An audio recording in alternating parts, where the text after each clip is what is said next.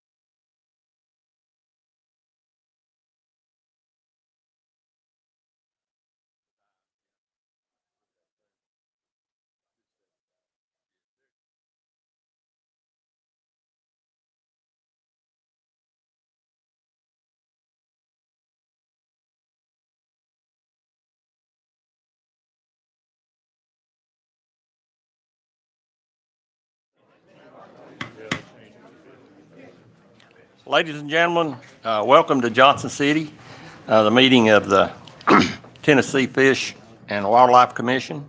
Today is committee day. I'd like to welcome everyone and thank you for taking the time to attend this meeting today. I'd like to recognize a few guests. Of course, Clarence and Laura Dyes with an S, and they're loyal attendees, and we appreciate them. They always bring us goodies, and it's good to have them. Dr. David Bueller with UT, thank you for coming. Matt and Allie Brewster, we'll be hearing more about them just a minute. Tom Austin, spoke with in the lobby, thank you for coming. And my family, where are they at? Right here. Yeah, okay. My wife, Tammy, my grandson, Callan, my daughter, Haley, and my son, Hayden. So blessed to have a precious family. So, Ms. Danette, will you call the roll?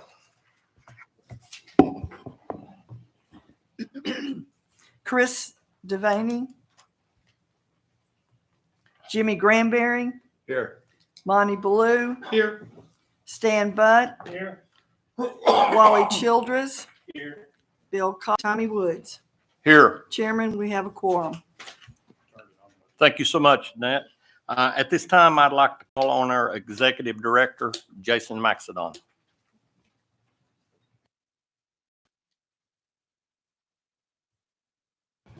Thank you, Mr. Chairman, members of the commission.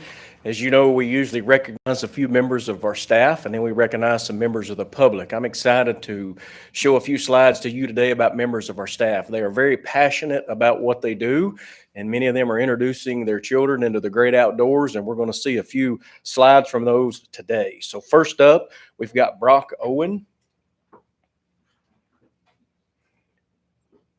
Going to take us just a minute. Have we lost power, Mr. Jason? Lost power. Here comes the goes up here at East Tennessee.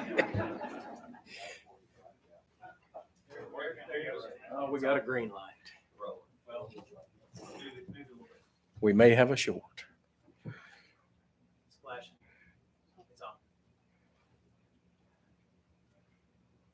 We got to have the pictures to show you.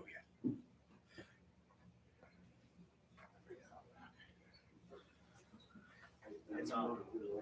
Is there another?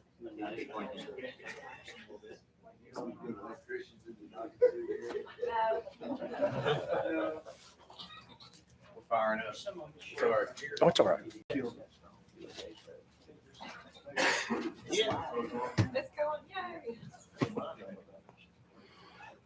Technology is great until it doesn't work.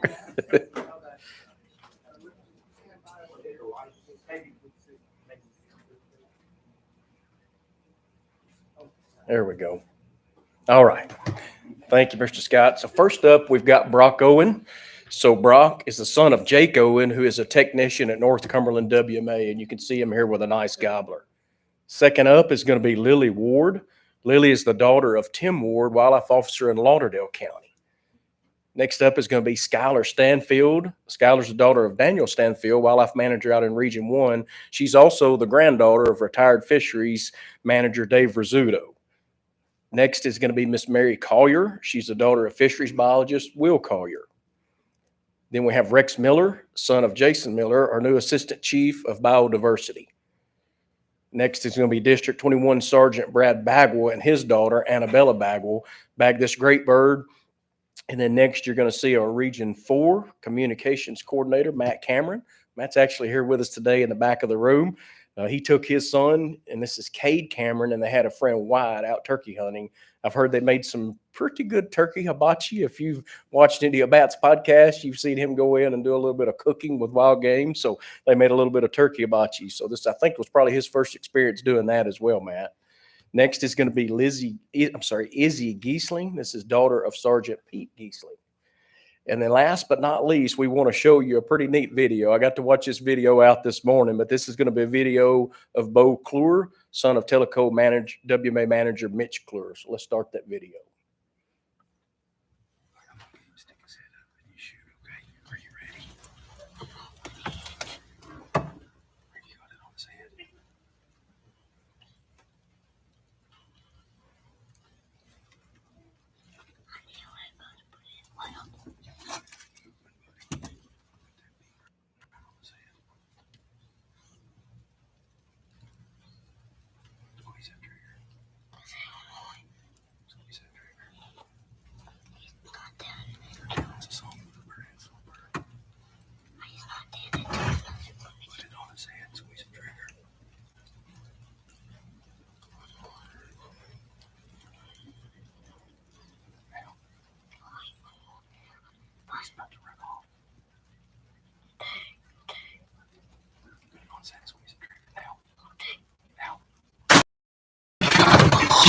Yes! You got it. Yes!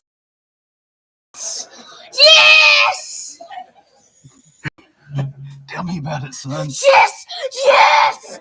What? What is it? What? What is it? What is it? What is it? What'd you get? I tuned a gobbler! Huh? I'm getting you. Put that safety on. All right. You can see Bo was pretty excited. One neat thing about all these are all first-time turkeys. I think maybe one of them had killed a turkey once before. So congratulations. That's what it's all about, being able to see the youth get into the outdoors and be successful like this.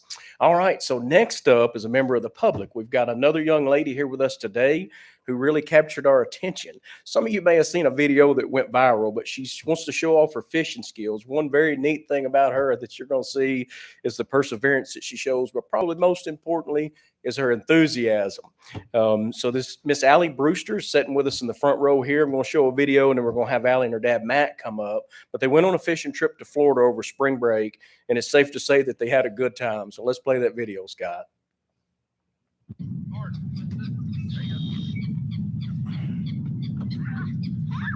No, I can help it. Let's go. Come on, get that thing over here. Come on, don't let him whoop you. Come on, baby. Pull him back this way.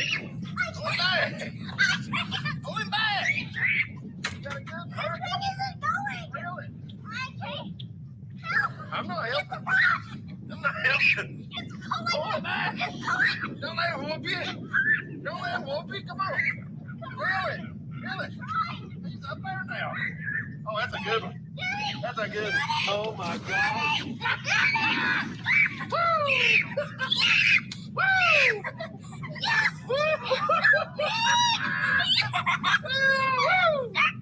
Oh my gosh, look at this. Can we weigh this one? Can we weigh it? Yeah, we'll weigh it.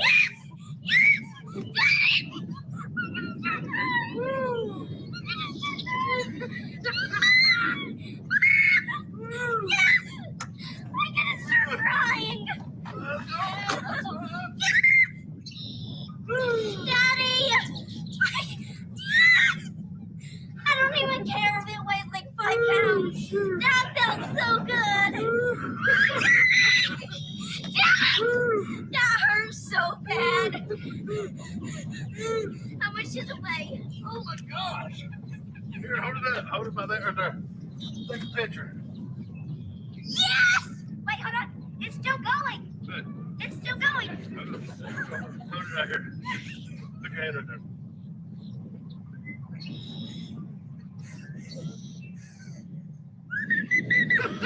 Daddy! 542! 553 and one more. Wait, bye. Get another picture of him. Yeah. Good video.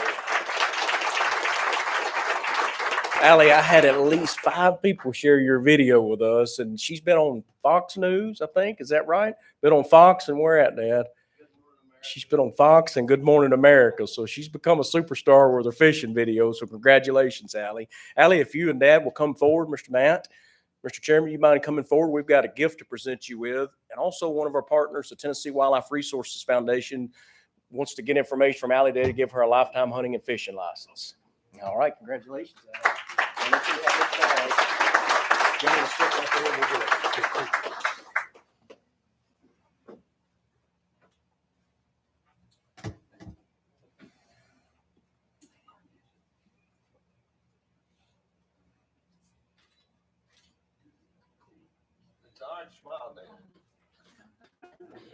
Good. Thank you all very much. Thank you. Thank you. Good job.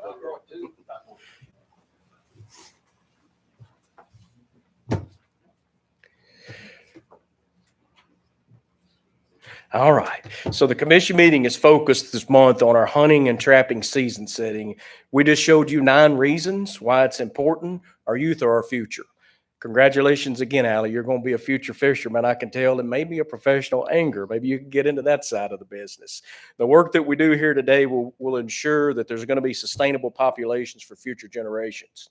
TWC is proud to work with the commission to advance science-based regulations that keep Tennessee values in mind. So I'm confident that we're going to leave here tomorrow afternoon having successfully accomplished that. Mr. Chairman, turn it back over to you. At this time, I'd like to turn the meeting over to the Wildlife Committee Chairman, Hank Wright.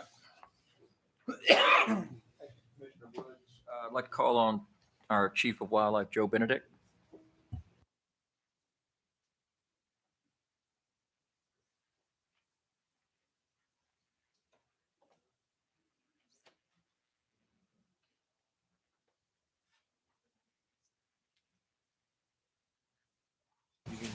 And if you want to go after Dan Gibbs, that'd be fine. I'm following the script and I'm gonna blame it on that.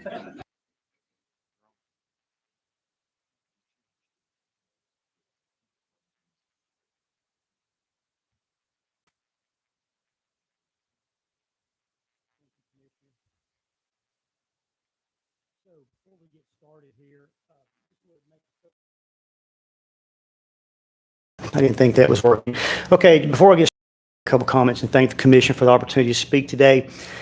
And you hear a lot about bears through season setting and things like that. And I know you've seen some numbers recently with harvest figures. So I'm not going to talk anything about harvest figures or hunting dates or anything like that. I'm sticking strictly with the conflict update. So some of the things that I mentioned, I'm just going to be glancing over. Unfortunately, it's just a time constraint. I can't get into a lot of detail on some things. So please catch me afterwards. I'll be here tomorrow if you want any further explanation or anything I might mention, or certainly you can ask a question as well. So with that, I'll get started. So you can't really talk a whole lot about conflicts without first mentioning exactly what are causing them. And for the most part, what's causing our conflicts are attractants. And whether the attractant be household garbage or even commercial garbage, they're both pretty significant. And you'll see here in a little bit how significant these two things are. Some other things that we deal with attractants would be bird feeders. And also people sometimes get a little bit excited about feeding their pets. And sometimes they'll store food outside and the bears. We really have a lot of calls on pet foods as well. But one of the things I want to mention is what we refer to these types of feeding, if you will, as unintentional. For the most part, these people aren't putting trash or dog food out to attract bears. It's just something that's happening as a result of how they're storing it. But what happens is bears become accustomed to finding these food sources in and around homes. They get used to people. They get used to scent. They get rewards by getting close to people and high calorie foods. And then they start losing their fear. And the next thing you know, they're messing around a porch or something and they find an open window or a cracked door. And then they see food inside the home and they go inside the home. Now we've got real issues. We also have issues where people tend to leave these things like this in their cars. And usually bears have found these in trash cans and they know what's in them, food scraps and things like that. So they see or smell food in a car, go in, door shuts behind them, and this is what you get. We had a bear last year, had a door shut behind it, and it died of heat exhaustion before anyone found it in there. So bears entering vehicles is an issue. And once again, this shouldn't be happening. They should not be interested in getting around cars with the amount of scent that we have. All that, as I said, is unintentional feeding, but we also have our issues with intentional feeding. And both of these pictures are taken in Tennessee. And this can be a real problem for us because this turns into panhandling bears and bears approaching people thinking they're going to get a food. It's no different than what you would see in a park with ducks that get fed on a regular basis. But what we see happening is bears are even checking out porches that really don't have any attractants on them because they get so used to being fed or finding food on these porches that just a porch now could be considered attractant because the bears just go from one to the other till they find something to eat. Another big part of this, just bring attention to you, is you notice the cubs in these pictures, whether it be dog food or dumpsters or trash cans. These mother bears are teaching their young that this is how you forage. This is how you find food. So we have a whole lot of bears out there that don't even really know how to forage properly. So I'll move into some numbers real quickly. So this is the last 10 years and the number of conflict calls that we receive as an agency through dispatch. And you can see, even though we have a couple of ups and downs, overall it's increasing at a pretty fast rate. Just example, the 800 and something calls that the city of Gatlinburg gets about trash doesn't even show up on this chart. You can break the types of calls we get down into really two types, whether they be food related, what is the bear eating, or behavior related. And I want to just bring your attention to a couple of things here. Number one, if it's a food related call, 8 out of 10 of them are going to be about garbage, trash. This is a huge number. And I'll mention this more in a minute. Behavior related, what is the bear doing? We're seeing an increase in property damage, aggressive behavior, vehicle entries, home entries. This type of activity seems to be increasing every year and getting more intense. If we can get control of garbage, we can impact way more than 22 calls, because that's where they're all starting is garbage. So how do we deal with these conflicts? We have our toolbox, just like other folks in the agency doing different things. We have our tools, and whether it be technical assistance, closing areas to camping, harassment, sometimes catching them and moving them, permits, kill permits, and even euthanizing. All these are tools that we use, but I want to point out that these are reactive tools. These are tools that we're using when there's an ongoing conflict. And how we kind of determine which tool we're going to use is this matrix here. And I won't get into a lot of detail on it, but basically what it looks at is what is the bear eating and where is it eating it and how is it behaving towards people. And based on those two things, we make a decision. So if a bear is eating out of an apple tree in an area within, say, a mile of the national forest, depending on what it's doing is how we will react. So I mentioned those are reactive tools. What we want to get into is proactive tools, things that keep the conflict from ever occurring. And some of the things that we use for that are the Bearwise program. I know you've heard me mention Bearwise before. I'm not going to get into detail, but it's a great program that we do a lot of work with. And this is one of the latest things that we've come out with is a checklist for homeowners to see how Bearwise they are around their home. And I'll leave one of these on each of your chairs during the breaks. You'll have one, but we use Bearwise a lot. We have a Smoky Mountains Bearwise Task Force, which is a bunch of community leaders and business owners in and around the Great Smokies Mountains National Park that's doing a lot of good things, trying to affect change. We do a lot of outreach with trade shows. We've done some wildcast and drop the tailgate episodes about bears that have been well received. And we've used social media a little bit, and I'll give you an example of what we've done with that here in a moment as well. But these are things that are proactive that try to keep the conflicts from ever occurring. So the challenges, why is it so hard? Well, bears are very adaptable.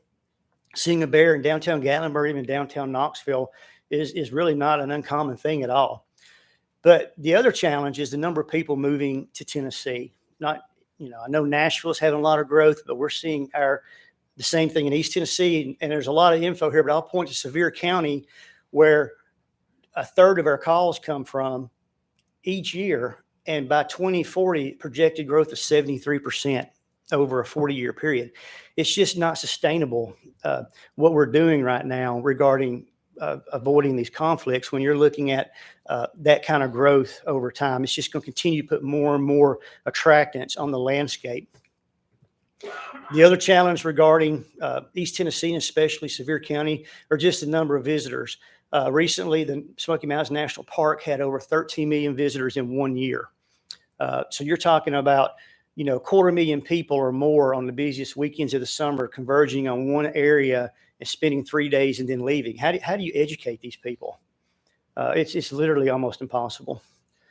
And then there's the personal responsibility of people. Some just do not want to do what they know they should do. They would rather feed feral cats or feed birds, and knowing the risk, they continue to do it.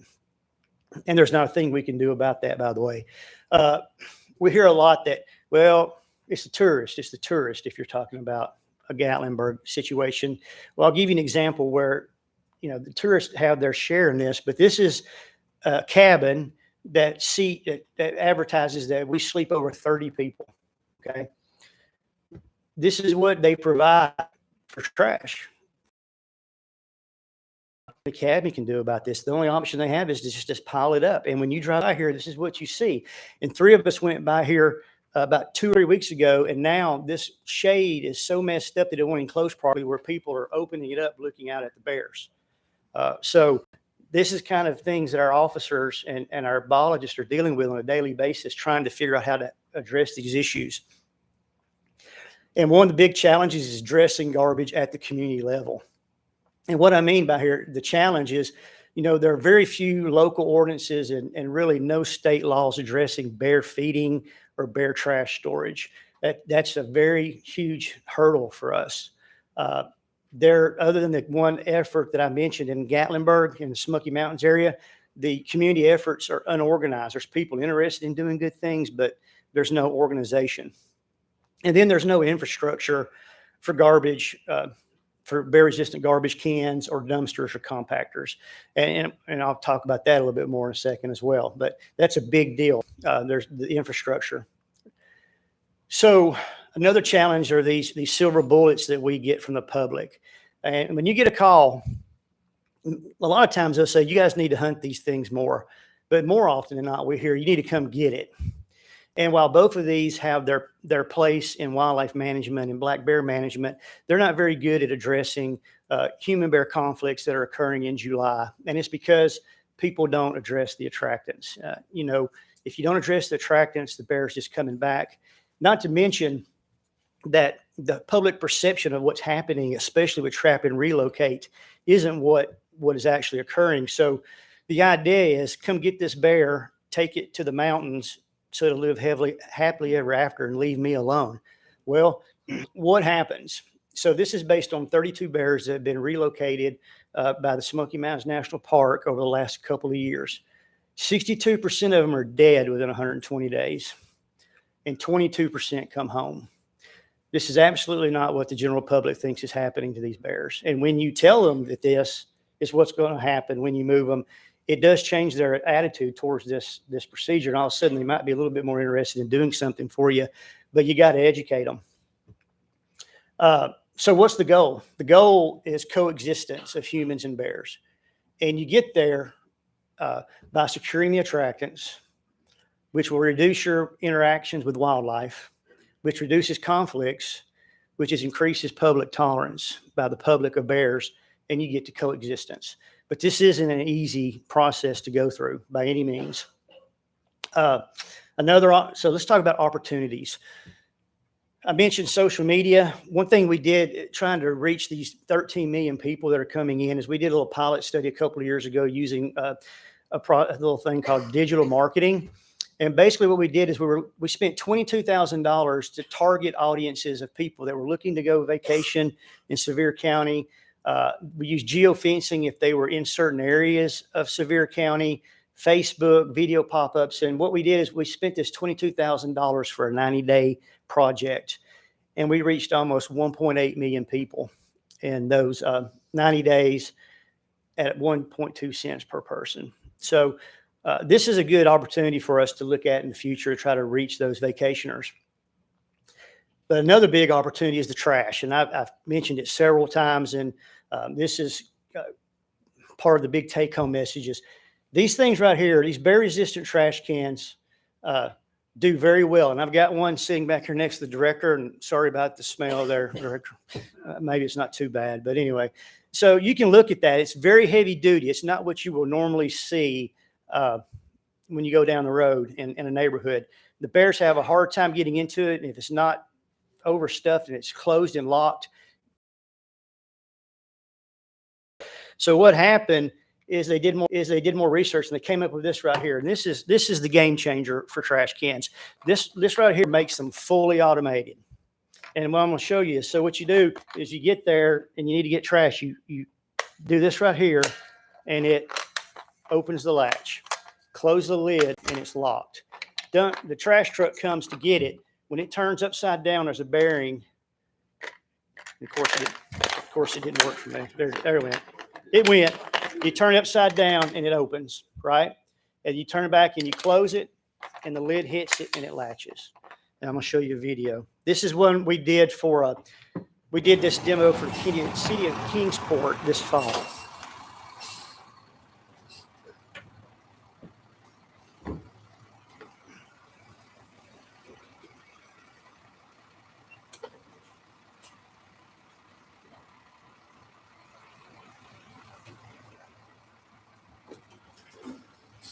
And I'll move on forward for the sake of time. The next one was just a smaller can doing the same thing.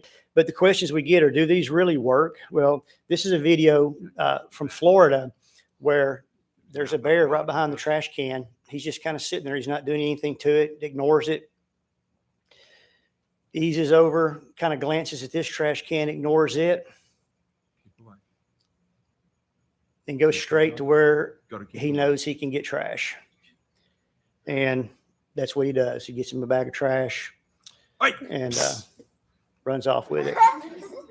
So where's he going? Well, a lot of times they'll tear him open right there in the yard, and we get a lot of calls on that. But most often they'll find a secluded area, woodlot close by, and this is what you see. And then you get into all kinds of other issues here with water quality and all kinds of things that TDEC has even shown some interest in. So another opportunity is to find out what people think about bears. And we did this in 2012. And we found that there's a lot of support for bears in Tennessee. And there's even quite a bit of tolerance. People are tolerant, very tolerant of bears in and around their property as long as they're not having problems with them. They support fines for intentional feeding, and they support requiring bear-resistant cans. It's a 90% support. That is just an unbelievable support for a requirement that costs money. Right now, as we speak, there's a new survey out to revisit some of these issues or these questions to determine where people have moved over the last 10 years on these. And we've also asked how much of a surcharge would you be willing to pay for a bear-resistant can like that one if your city provided it for you, so we could provide information to cities about that. So to wrap it up, what is successful human-bear conflict management?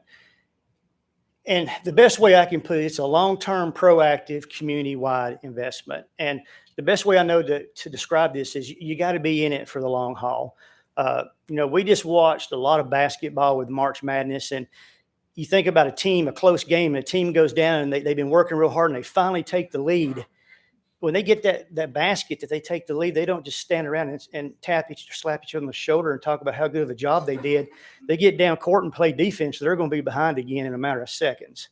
And that's what this bear management thing has to be. You got to do something good, and then look for the next thing you got to do, because it's changing all the time. But some of the things you can do is dedicated manpower. And this can be the agency or cities. The agency has done this. We hired a new position that is almost at the 1 year point now to really focus a lot on this stuff. And it's made a huge difference for us. And we're very thankful for that. We need to determine some unique dedicated funding sources, especially city governments do. And they can look at things like roundup programs or even rental surcharges that are dedicated to managing trash. Ordinances and laws are needed. Ordinances and laws are needed. People just don't know what they have to do. And what they cost share programs. These are programs where the state comes along and helps out a city or an HOA to get an infrastructure started, and then it builds upon itself. And these have been pretty successful in Florida and Louisiana, and other states are looking to try to start up cost share programs. And this goes back to the trash issue. Is if you get the trash under control, you impact all those other things we've talked about. And with that, I'll open up to any questions anybody may have. Any commissioners, commission-wide, not just committee, have questions for Mr. Gibbs? Yes, sir. You said we can't do anything about it, but then you reference ordinances and laws. And then you also reference a survey where the public is in favor of these kind of rules, structures, protections. So I'm just scratching my head why cities and counties don't already have these in place. Well, I will say, the city of Gatlinburg, a good example would be Gatlinburg. They have an ordinance that requires bear-resistant trash cans in a portion of the city. That's the only city I'm aware of that has any ordinance regarding this. And it's been in place for about 20 years. And, the task force that I've talked about is trying to get the city to expand that area.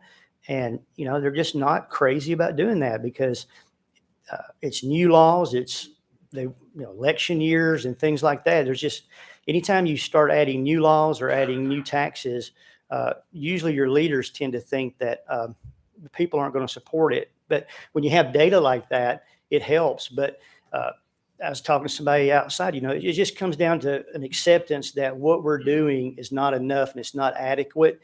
And we've got to spend the money. It comes down to a money thing. It really does. The money has to be allocated and spent and put and people just have to commit to it. And I think that's one thing that I mentioned at the very end about the basketball game. People tend to have the habit of saying, all right, we did a good job, let's move on. And it doesn't take very long for that to wear off.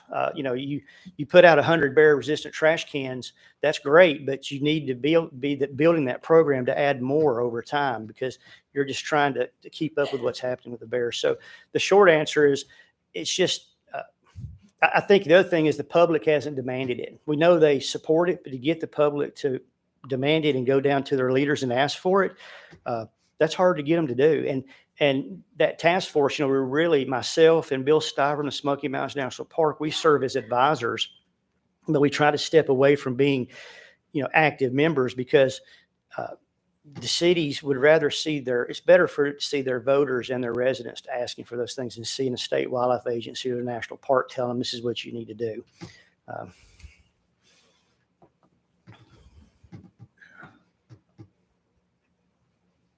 Dan, this is not a new problem.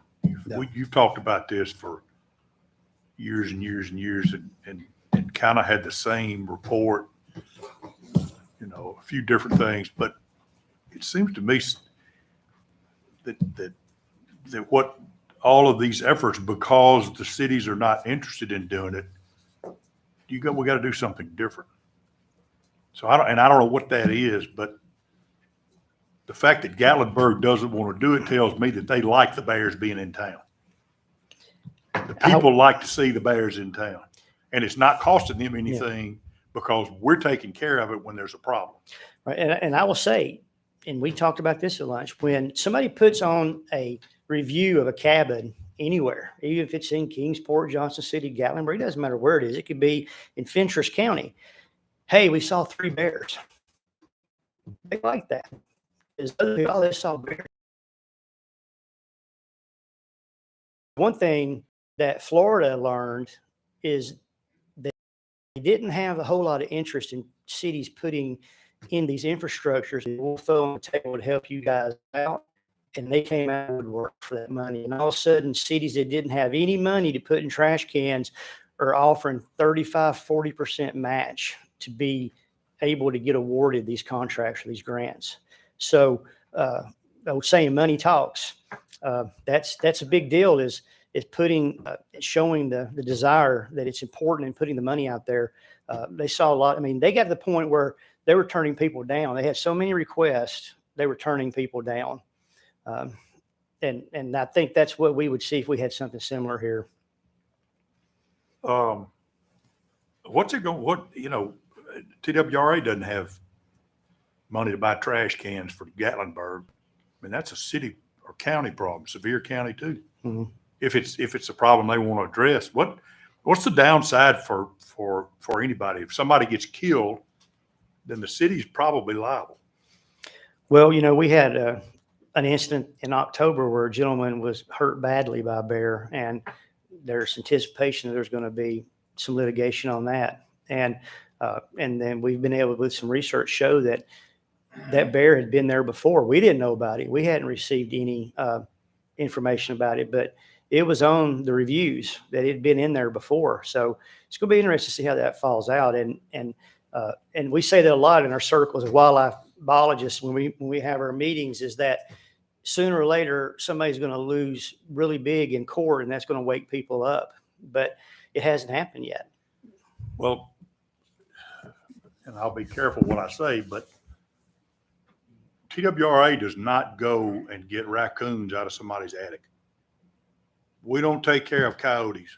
We don't take care of anything that's like that. So why do we do bears? I would have to put Dale on the spot, but I'd say a big part of it is because it's classification of the species. You start having people just say, permitting somebody to go catch a bear, you're going to have people start getting hurt real fast. So it's really the one animal you just can't turn over to. But you to put the that responsibility on the city to hire a dog catcher, a Mhm. bear team, and they take care of it themselves. Right. Well, Right. and the other, I didn't get into it because of time, but where moving these bears is really becoming not an option for us. Their behavior is to the point where you can't move them where you're comfortable that they won't exhibit the same behavior. And B, the Forest Service is just not going to let us continue to bring bears. And, we don't really have anywhere on our own property to take them. So that's another issue for us. The idea I mentioned, moving the bears, not to mention they don't survive. The only real option is to address the attractants and try to keep from having the conflicts to begin with. And I truly believe that addressing the garbage will it'll have that trickle down effect that we hear about on all the other things. And folks from other states have done this. They can tell you those trash cans come out. Asheville, North Carolina's recently started using them, and they got a waiting list. It's like, oh, when do I get my trash can? When can I get my trash can? They work, but you got to show. I mean, the proof is in the pudding, I guess. You got to show them and be willing to step up and say, we're so confident this will work. We're willing to help you guys get it going, and then let them build it from there.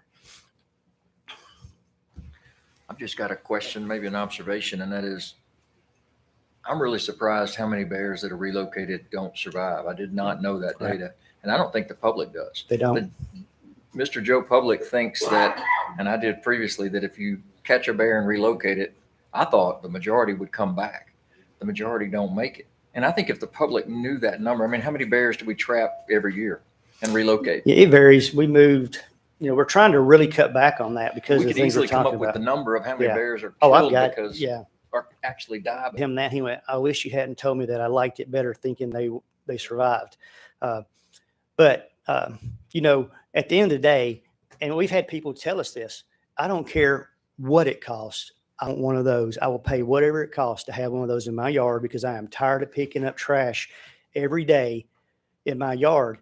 But they can't get those because the cities won't provide them, or they'll tell them they won't service it. So they try to put ratchet straps and all kinds of other things on them that don't work, and they just get more and more frustrated because they can't keep the bears out. And then that's when they call us. And by the time we hear from it, they've reached the point where you can't even move them because they're so habituated to people. And, we put down, I believe the numbers, we euthanized 29 bears last year. And I have no reason to believe it'll be any less than that this year, if not more. That's just all we can do. Yes, and we do have a wildlife officer position in Gatlinburg. That Gatlinburg pays 50% of that salary. So if there's a city that stepped up, it's Gatlinburg. But once again, there's so much more to do there.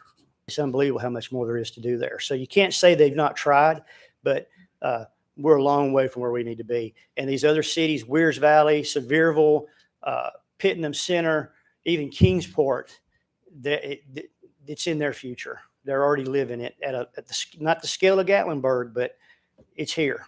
So, Dan, most counties provide the normal trash can that's dumped.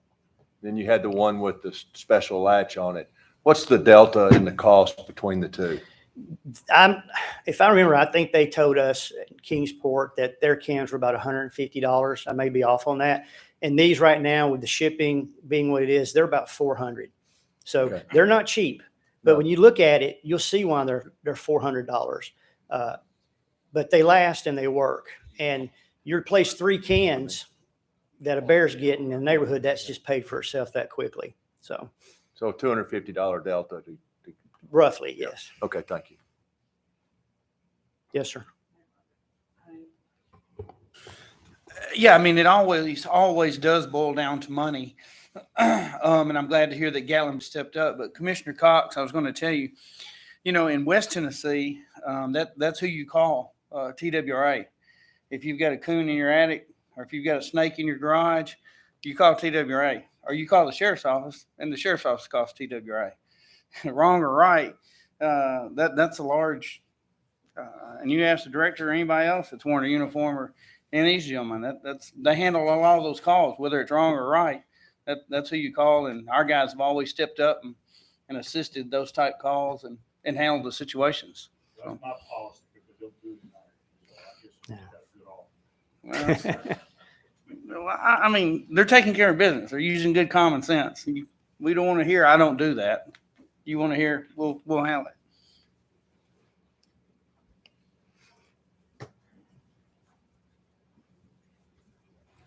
Is that all? I have one. So I'm up here with the Bears Director, or Commissioner Woods and I. We hear a lot of this. My number one call is bear issues. And as Dan said, most of the time you'll get to quizzing them about food, and they've got a outdoor pet that they feed. They got bird feeders, so forth, so on. And you can tell them to remove that food source, and generally within 2 weeks, the bear will be gone. So it is an issue, and it's a growing issue. The bear population is booming in the area. Thank you. No city council, or is it civil in Gatlinburg to make that decision to expand that? That would be my understanding, Commissioner. It'd be what? That would be my understanding that, they would have to make that call. The alderman? Yeah. And I will say, because I didn't talk about it, but the bear numbers for the most part, at least the numbers are growing on the plateau. We're seeing, they're continuing to expand and go into new habitat or old habitat that they haven't been in a long time. But when you look at a lot of the trends, and we're continuing to keep an eye on it, East Tennessee is pretty stable. There may be a little bit of growth in some areas, but overall, it would be stable to slightly growing. The difference is the number of people we're getting and the amount of attractants they're putting on the ground and moving into these areas that the bears normally are. That's really the catalyst for a lot of the growth and calls, is because of the number of people we have. Dan, one more thing. I've had some bear hunters, I don't know if you have, Tommy, approach me about, they think we're overpopulated with bears now. About 1 year, allow 2 bears per hunter. Have they talked to you about that at all? You hear that occasionally, and my answer to that is that all the bear hunters I talk to, the groups, they're killing as many bears as they want to. We have 1 bear limit. And to me, you hang on to that tool of 2 bears down the road and there's probably need to be special circumstances where if you had a second bear, you would want it to be harvested in an area where you're having more issues to try to push pressure there. But the point that, and I didn't get into it deeply, but you just have to be careful thinking that hunting and adding number of bears to the harvest is going to address these conflicts. When we believe that we can add opportunity, we always do that from a biological perspective. Adding opportunity to get at these conflicts is not going to work for us. When we killed 661 bears last year, and we had our second highest number of conflicts on record. So obviously while hunting can kill conflict bears and conflict bears do get harvested, it isn't the way to go about addressing it, because in most cases, the people having the conflict aren't willing to be the hunter. And until that happens, it's going to be really hard for that to help us. So it's a long way to get around your answer that there's always opportunity to increase. There's always the potential to increase opportunity, but I don't believe it would help the conflict issue. It needs to be because we can stand it from a population level. Dan, thank you for your presentation. That's Thank great. you. A lot of great information. We appreciate you. Thank you. Joe Benedict, Chief of Wildlife.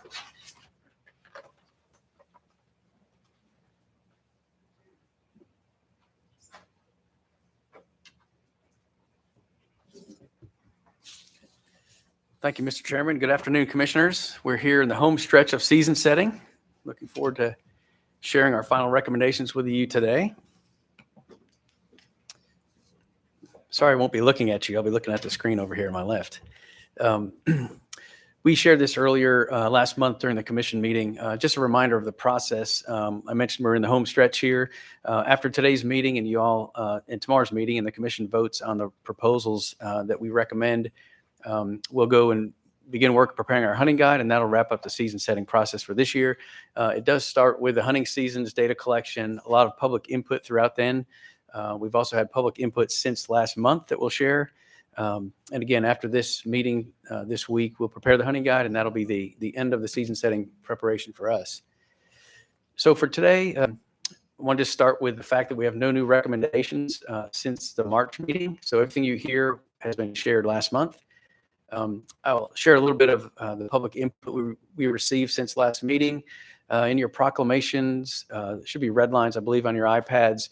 Those red line documents show the calendar date changes, and there's a few edits. And there's a few edits that we might make from time to time for clarity and some housekeeping. We're going to go through each proclamation one at a time and ask for the Wildlife Committee action on each proclamation. It's a little different than we did it in March because you are taking action on that. I also wanted to share in the presentation that a lot of the changes in the proclamation are to calendar dates. So in other words, we're just adjusting the dates in the seasons to reflect this year's calendar. Rather than having a bunch of slides, we created some handouts. You should each have one of these on your table. It goes through the migratory bird seasons, a lot of the things that are in detail. And we also have some in the back on the corner table there if members of the public want to see those. Again, these are not changed items. These are just calendar date changes. So we've got, I should have counted this, I think 7 or 8 proclamations for you to go through today. I will note at the very bottom, the manner and means. I shared the preview of that for law enforcement last month. That'll be handled in the Law Enforcement Committee by the Lieutenant Colonel Dale Grandstaff after the Fisheries Committee, I believe. So public input since last month, we had about almost 250 comments, 45 comments on deer. The bulk of the comments were on turkeys, 116 comments. Want to thank the public for engaging us in these comments and listening to last month's meeting and providing these comments. The big numbers in turkey: 33 disagree with the season delay, 11 agree with the 2-bird limit, and a few other comments there you'll notice. A few comments about waterfowl, a few about small game. Those revolved mostly around predator hunting and varmint hunting at night, which is kind of a manner and means piece. I included the manner and means public input here. It's also on Lieutenant Colonel Grandstaff slides as well. We had a fair bit of discussion about changing muzzleloader season. You can see the comments there. Just a few really wanting to change a few things about the season or the weapon type there. So we'll get into our first proclamation, Mr. Chairman. Proclamation 22-23-02, statewide big game hunting season and bag limits. We had just a few changes that we requested last month and we'll bring again today. We recommend a couple of different elk hunt zones and some associated hunts or permits with those. We currently have 8 elk hunt zones and 15 permits. We are suggesting that we add 2 hunt zones and add 1 archery and 1 gun permit in each zone. Bring us to a total of 10 elk hunt zones should you pass this proclamation, increasing permits from 15 to 19, and that would be in effect for not this fall, but next fall. You'll recall that the permits for this fall have already been issued. So you'll see we'll add 1 hunt zone in the Ed Carter tract and add an archery and a gun tag. We're recommending adding another zone, elk hunt zone 10, which is the Sunquist unit. There'll be a safety buffer there around the elk tower. Again, add 2 permits for that. The final change that we have recommended for the big game proclamation is to basically switch the gun and the youth hunt periods. Brad did a good amount of work looking at fall breaks for grade school kids and high school kids. And the youth season in this new proposed timing would align with most of those fall breaks. So again, in summary, the changes that we're recommending for the big game seasons this year are to add two elk hunt zones and 4 associated permits, and also align the youth hunt with a fall break. Also did want to share, I think there's 3 or 4 slides here. We know there's a lot of interest in deer hunting, deer seasons. Again, these are the proposed season dates. just corrected for calendar date 23-24. So no changes to when they occur or how long they are. I'll just pause and have that available for you. Again, it's on the handout in the back or the packet in front of you. It's on the handout in the back and the same for bear seasons. These are the bear season dates aligned for the upcoming year's calendar dates.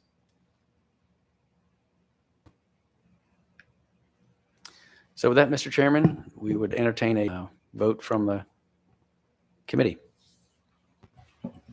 Thank you, Joe. Committee members for Wildlife Committee, do you have any questions for Joe on the presentation? Any comments before we consider these?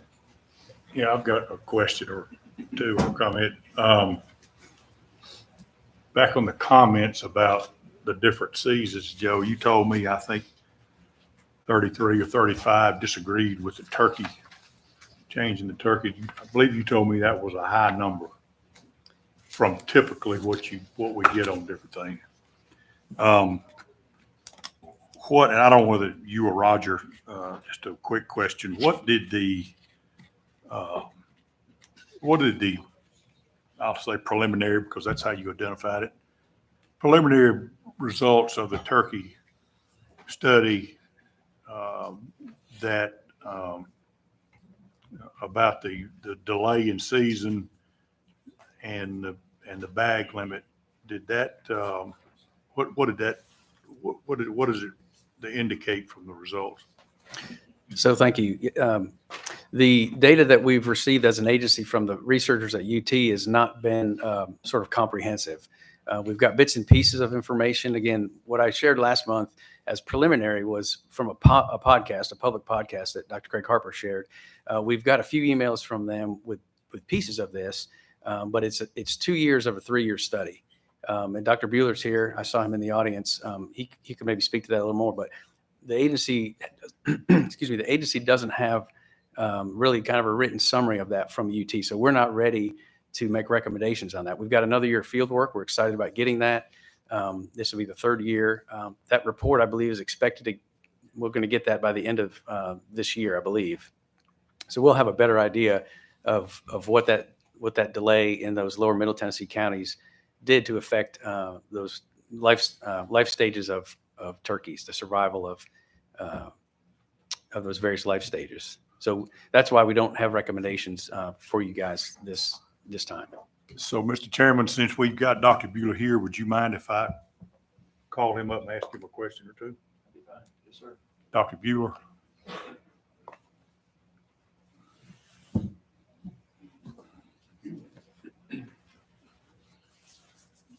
And I appreciate that we don't have the full report and our guys hadn't staffed it.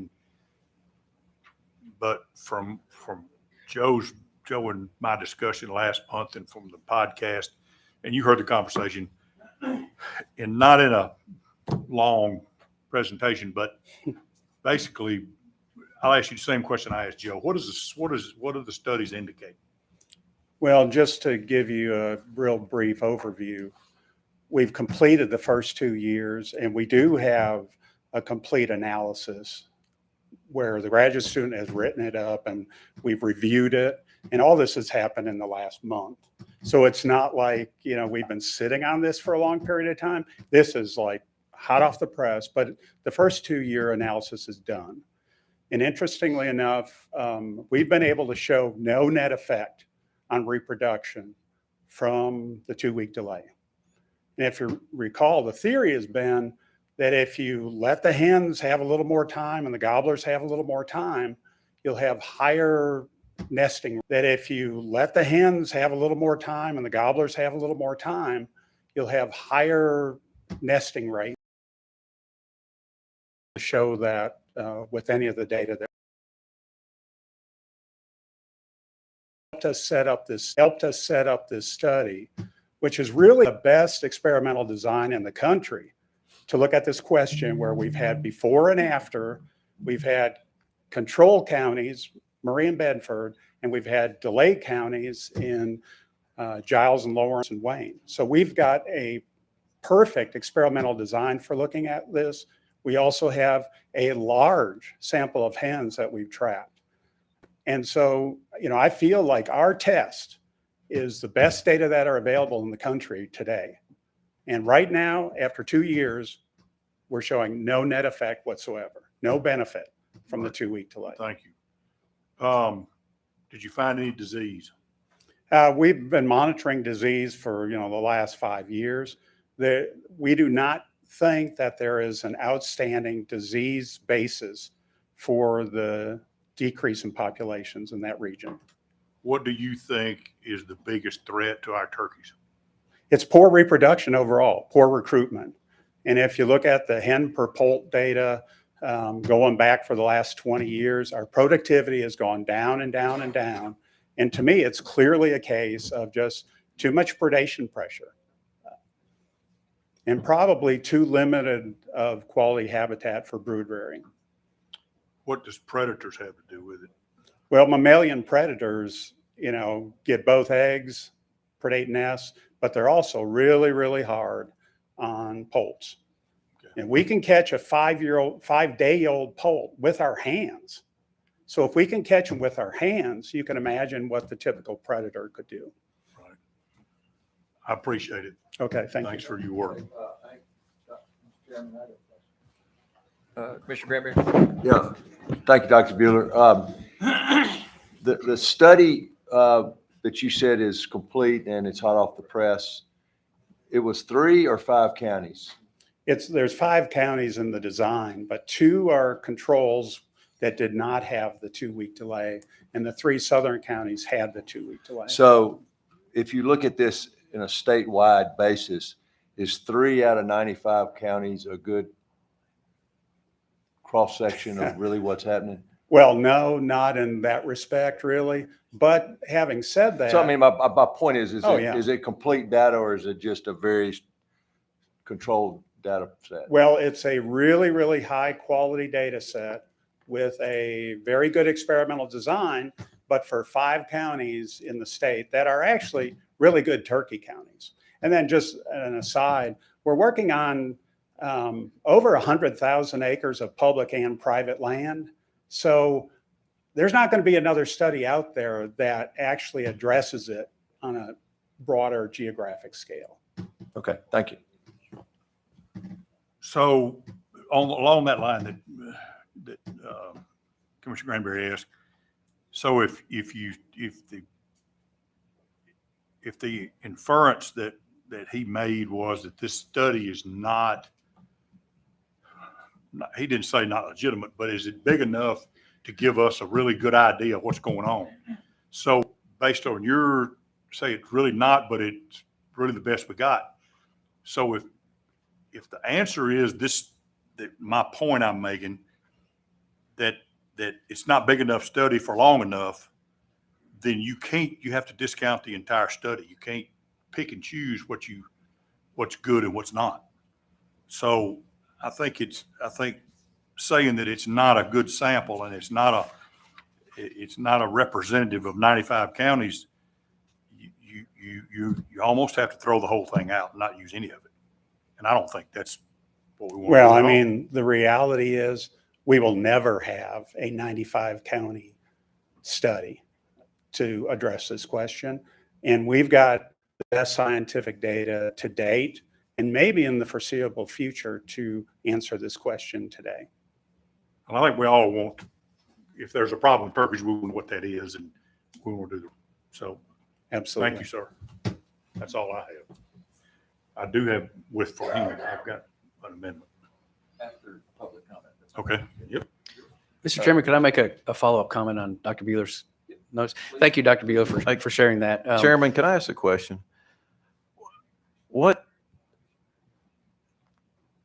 It seems like to me that 2 years is a short period. What other factors are effective of poult production? For instance, if you had 2 bad weather years, couldn't you have a reduced poult production, even though other factors may have helped that? I mean, even though we can't have a 95 county study, is a longer period a better idea? So this project has gone for 6 years. So we've got really, really good baseline for 4 years.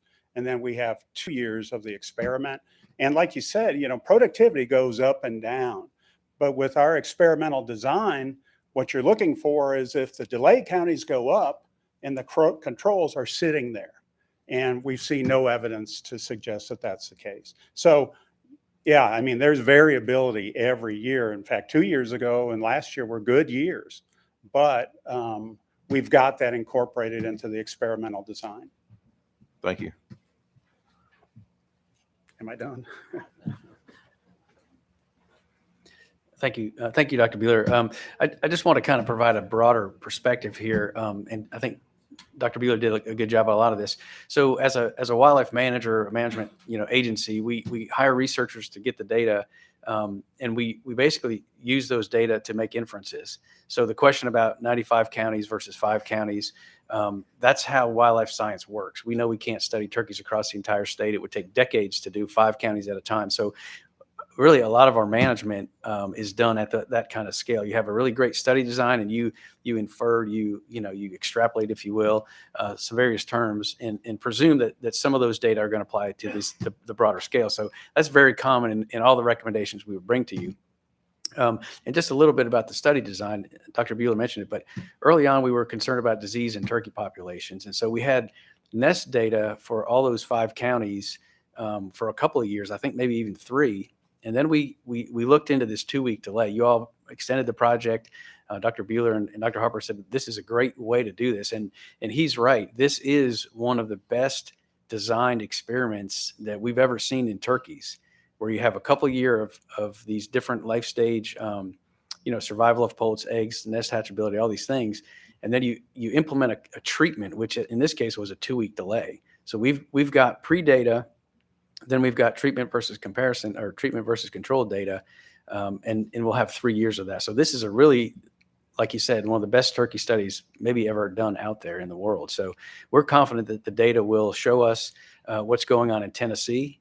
Obviously, it'll differ mountains in Mississippi River floodplain, but we'll be able to make some great inferences on this, bring recommendations to you, and have really great confidence in the outcome of that. So anyway, just wanted to shout out to the UT study design and to you all for funding that second piece of this turkey research.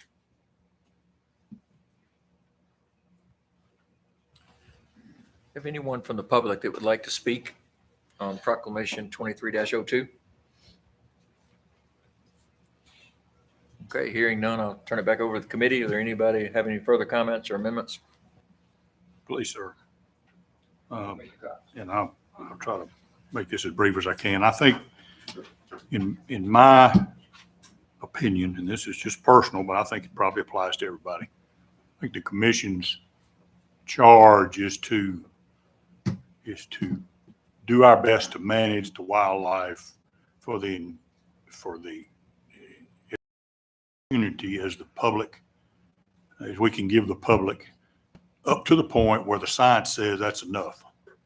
We take what our excellent biologists give us, and for survivability and the growth of a resource, a wildlife, or whatever it might be, and we give the opportunity to hunt and fish and to our customers, to our hunters. Last year, we ended up being the right decision to err on the side of caution because we did not have this information that we've got now, even if it supposedly is preliminary. But I don't believe if we had this information, we would have delayed the season last year. We took opportunity away from the turkey hunters. We did slide the season, but everybody knows when you get into May, the turkeys don't act the same in there, and people don't hunt like they do in April. And I think, we sell licenses and to make money for this agency, and we're selling an opportunity to go fishing and hunting. And when you take that away, you take the value, some of the value away from what we sell. And when you can ask the R3 group that the more opportunity, the more access, or that lack of opportunity and access is one of the biggest problems with recruitment and retention of hunters. So that's kind of my hot button, is to provide opportunity and access. So I think last year we did what we felt like we needed to do on anecdotal or information and comments from the public. This year we've got information that says that was not necessary. And I think we need to give that opportunity back to the hunters. So, and we've got, thanks to leadership from Commissioner Granberry and our excellent Emily and her staff of communications, I believe that if somebody thinks it's going to be confusing because we changed it last year, we changed it this year, and if we have something presented next year that's new and different, that is going to confuse the hunters and look like flip-flopping and whatever, I think exactly the opposite. I think it's adaptive management, that you pick up new information and you make decisions. So I may die for my lack of a second, but I'm going to make a motion to change the turkey opening date to the Saturday nearest April the 1st, like it was before we changed it last year.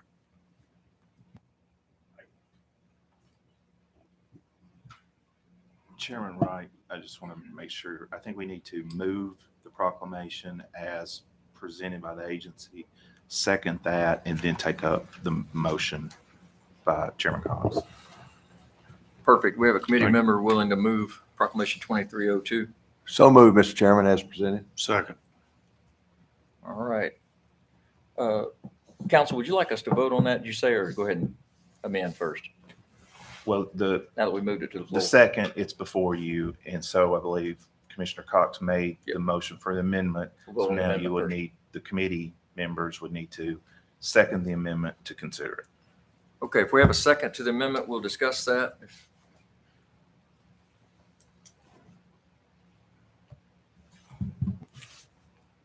All right, hearing none, we'll move the 2302 to the floor for a vote from committee members. Would you like me to call roll call on that, Council, or?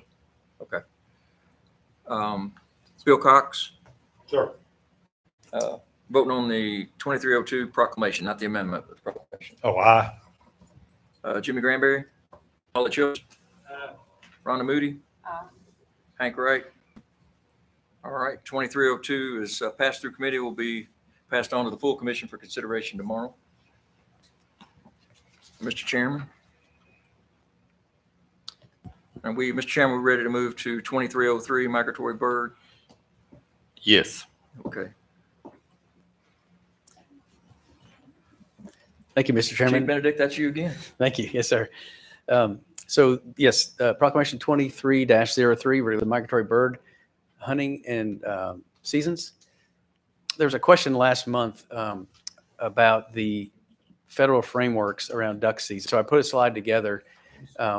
Actually, Jamie helped me with this. There was some discussion last year during these season setting meetings about moving Tennessee to a statewide statewide duck hunting zone under federal framework, so that we have that in-house, but aligned with the federal framework yet. So we did move to a statewide duck season in Tennessee. We need to move that underneath the federal regulations. Once we do this, I'll look at the second bullet from the bottom. If we have a single statewide duck zone in Tennessee, we can have 2 splits in 3 phases or 3 periods. So that was a request of the commission from last year. And so the dates for this, the U.S. Fish and Wildlife Service every 5 years allows states to change their zone and split configuration, which is what we'd be doing. So in August of next year, we expect the Fish and Wildlife Service to ask the flyways, and in this case, Tennessee is in the Mississippi Flyway, to make a request for zone changes. There's a bunch of federal processes in between there, kind of culminating in the August 2026, where their reviews are complete, their public comment period, et cetera. And so we are expecting the ability to have the two splits in 3 segments of duck season in the fall of 2026. So I guess I'll pause there if there's any questions. So we will request next August to the Fish and Wildlife Service to have a statewide duck zone in Tennessee. And then the rest of it's kind of just a federal process that occurs. Joe, thanks for this. I think I was the one that asked for this just for clarification and education on not only us, but our hunters.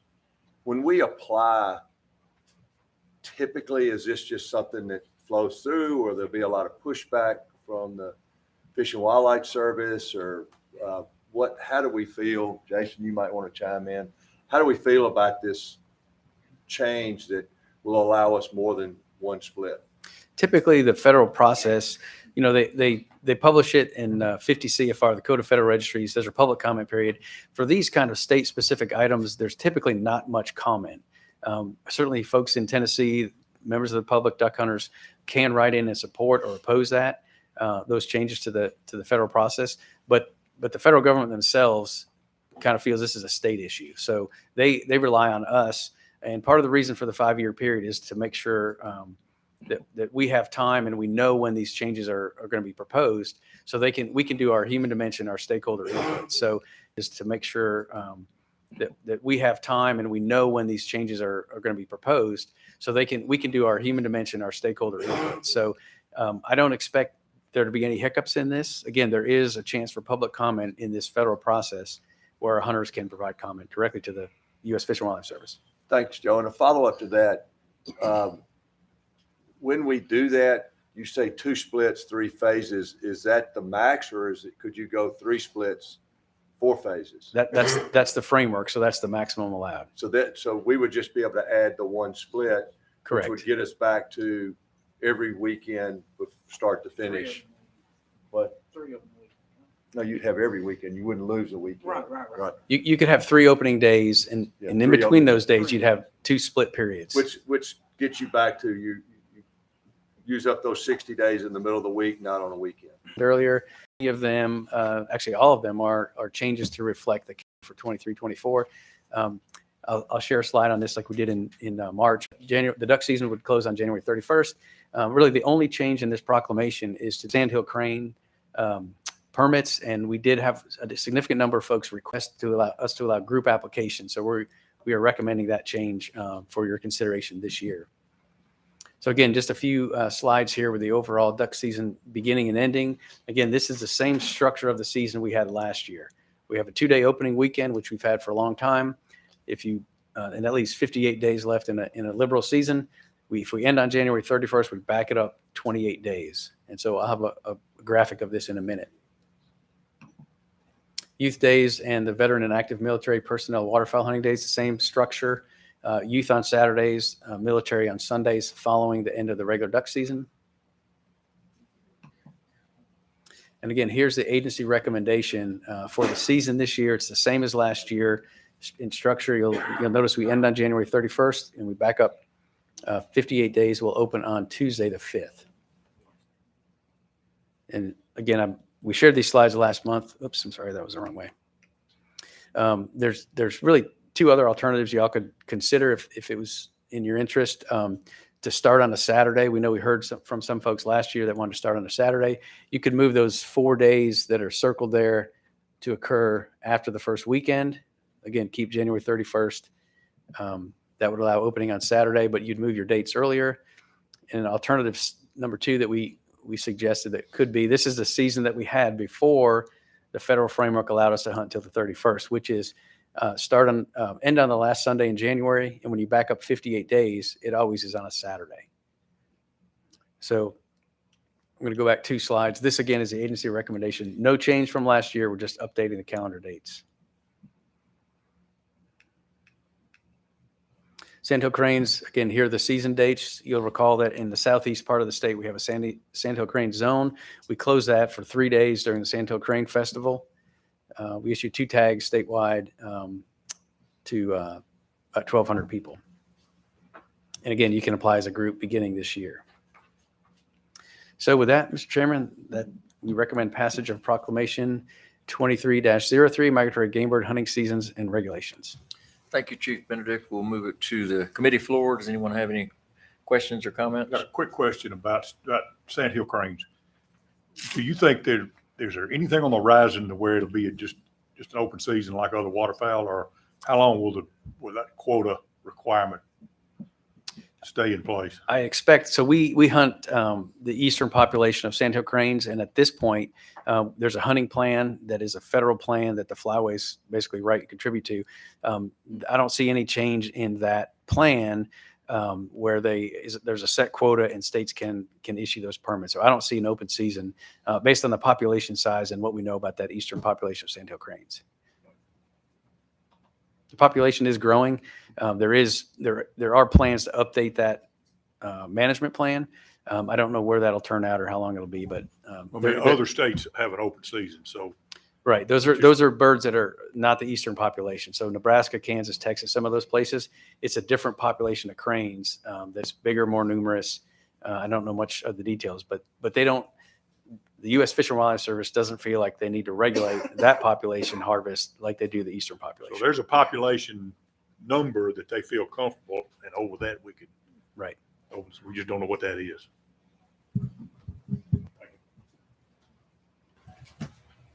Any other committee members? I just had a comment. I think it's more for public consumption, but just want everybody to know that their weekends is on the end of the season. I know we have a group that wants to go to the straight through. And so I know we won't please everybody. I don't really maximize the weekends. A lot of comments, some comments that said they wanted to hunt all the weekends. But if we do alternate two, we're going to have a lot of other people say you cut off the end of my season. So other commissioners' comments.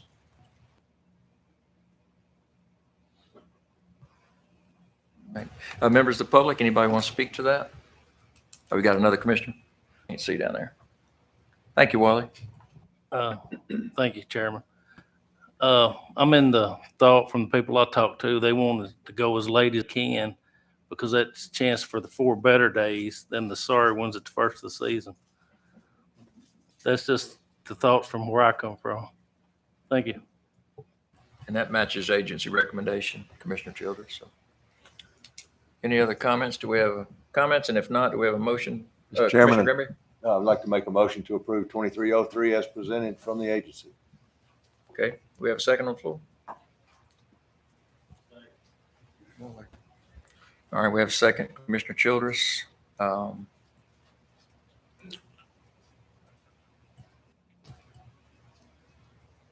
Okay. For no further comments and no comments from the public, we'll move to the floor for a vote. And we won't do a roll call this time. We'll just do a voice. And if we can't understand it, we'll go back to a roll call. All those in favor? Aye. Chairman Woods. Yeah, it's a good place to stop for a break. Let's take a 10-minute recess. Now, I'm not like some of these. When I say 10 minutes, it's 10 minutes. All right. Good luck with that.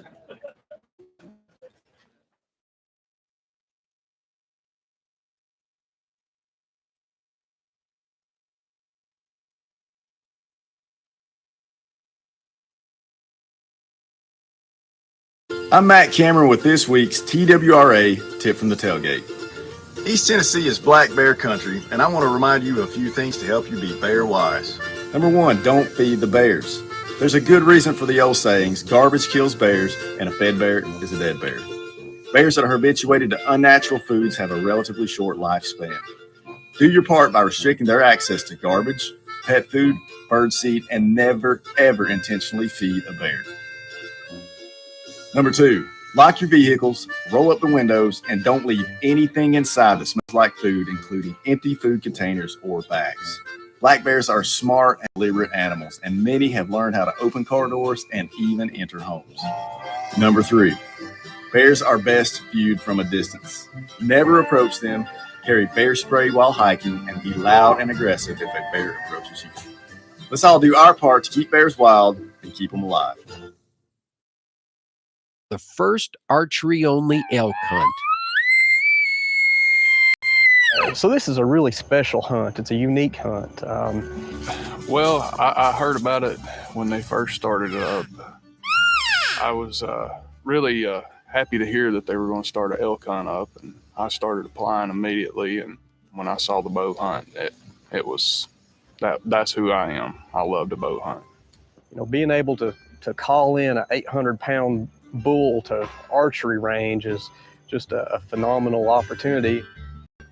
I'm used to rugged country. I'm used to hunting on hills and stuff, but I didn't know we were hunting in hills like Kentucky has. It was pretty rugged. I was wore out after day one.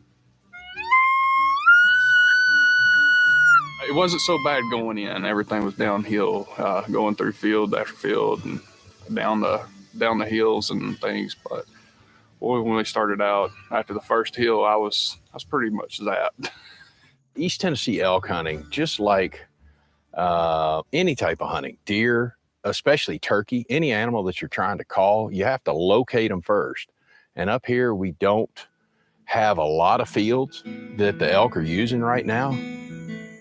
The challenging thing with hunting elk on this management area is the terrain, right? It is so steep and it's kind of like turkey hunting. You may hear a bull bugle, but getting there is tough. And because of the terrain, we're not able to put in these huge expansive fields like you might see in the West, where you see elk in meadows and stuff. And we just don't have many flat spaces to do that. But the elk are bugling pretty good right now. They're kind of keying in, seem to be on acorns a little bit. We're seeing them some in fields. This lack of rain has sort of harmed some of our initial field establishment with our winter food plots, and hopefully we'll have a successful hunt by the time it's over. But we're close enough to hear it if there's anything up on this ridge.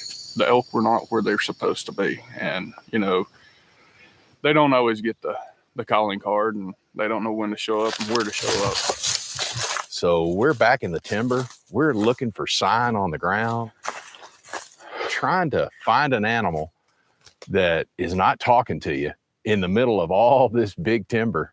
It's quite daunting task just to even locate them.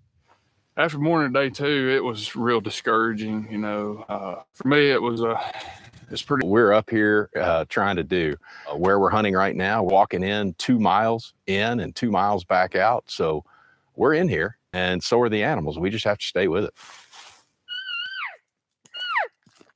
Yeah, at the end of second day, God did his job and put us where we needed to be.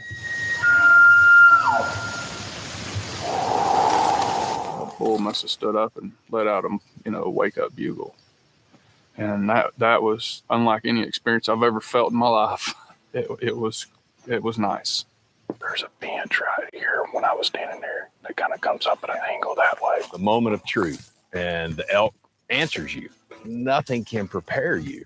No matter how many hunts you've been on, nobody has the constitution to stand there and be stone-faced when it happens. There's a bull right there. Get on that tree. Get behind the tree. They beat around it. There's a bull right there. It happened so quick. It's hard to describe what was going through my mind. It was sort of like your first deer, except for more exciting. Oh my gosh, there's another one coming from our left.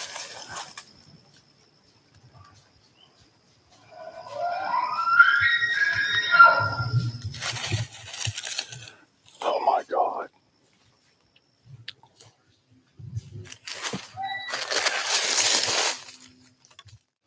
Things did come together, but didn't play out the way it should have.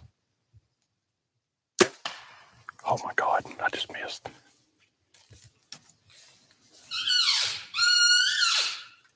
No matter where you've hunted in the world, no matter what you've done, having a bull elk come into you at bow range is just unnerving. And that's just all I can say. I mean, it's terrifying.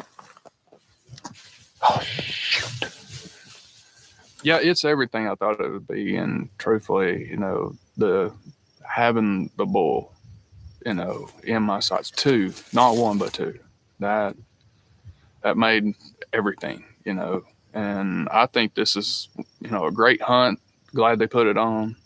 Hope they continue. Maybe in the future, we'll see more and more hunters be able to come out here and enjoy what I enjoyed.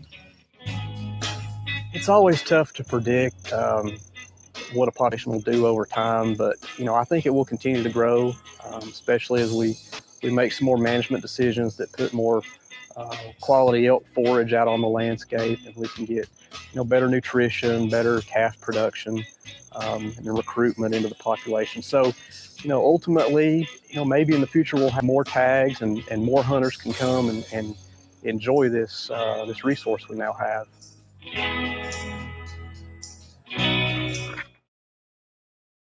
Bears in Tennessee. A little over 20 years ago, ABR was permitted to start rehabbing orphaned cubs and injured or malnourished yearling bears. Most of those have come from Tennessee and Smoky Mountains National Park. There's been a handful from other states. But the program was set up primarily because you were getting these orphan cubs. These cubs were being abandoned or orphaned, the mothers being killed.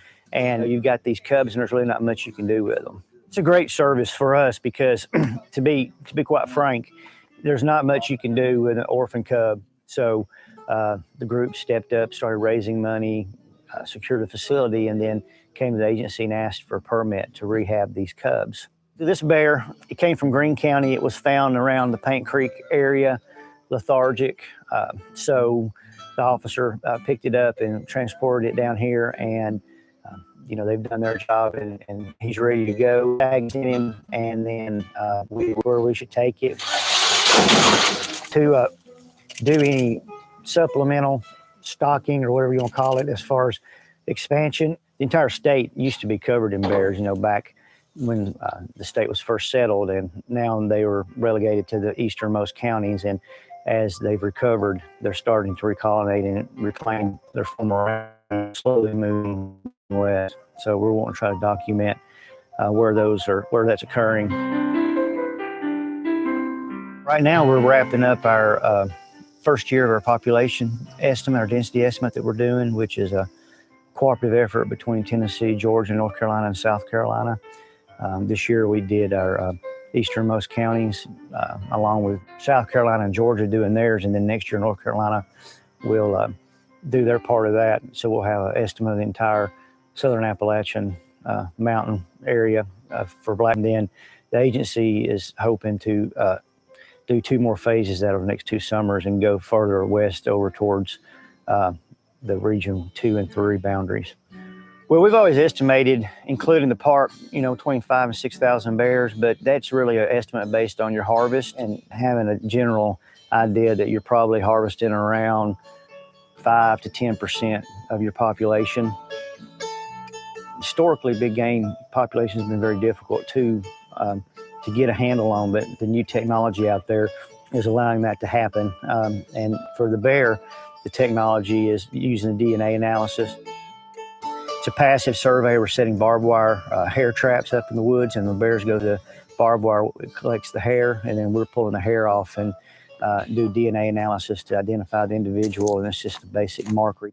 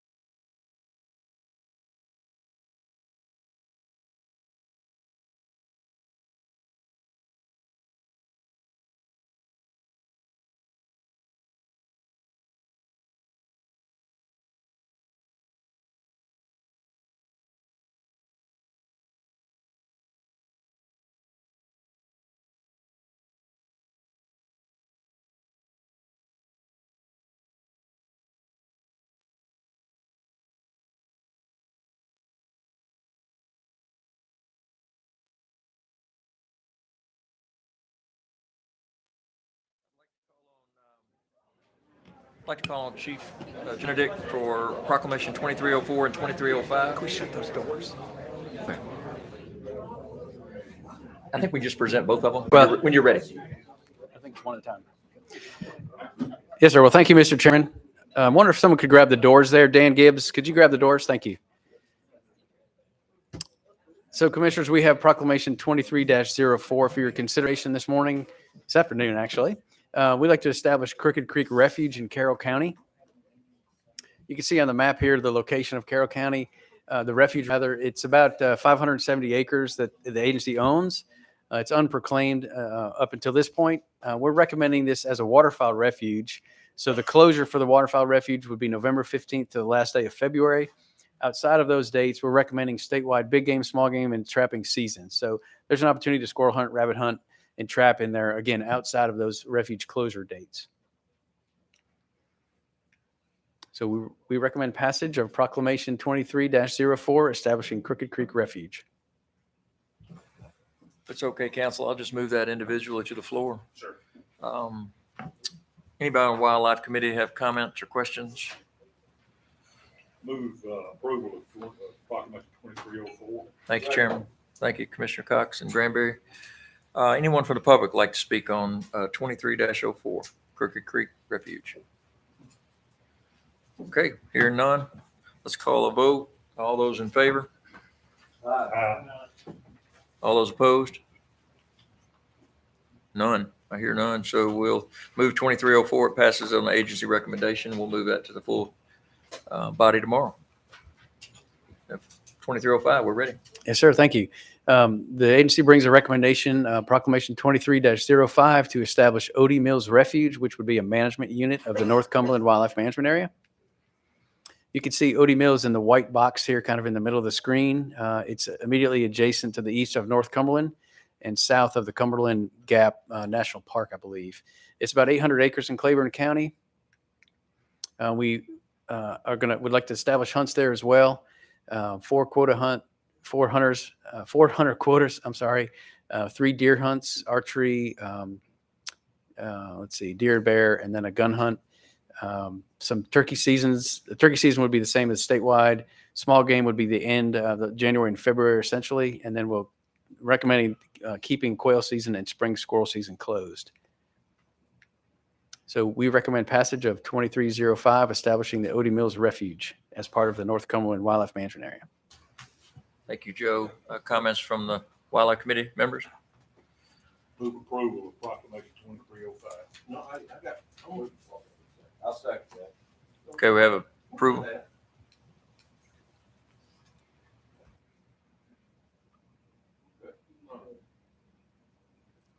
I apologize if I went too fast past that slide.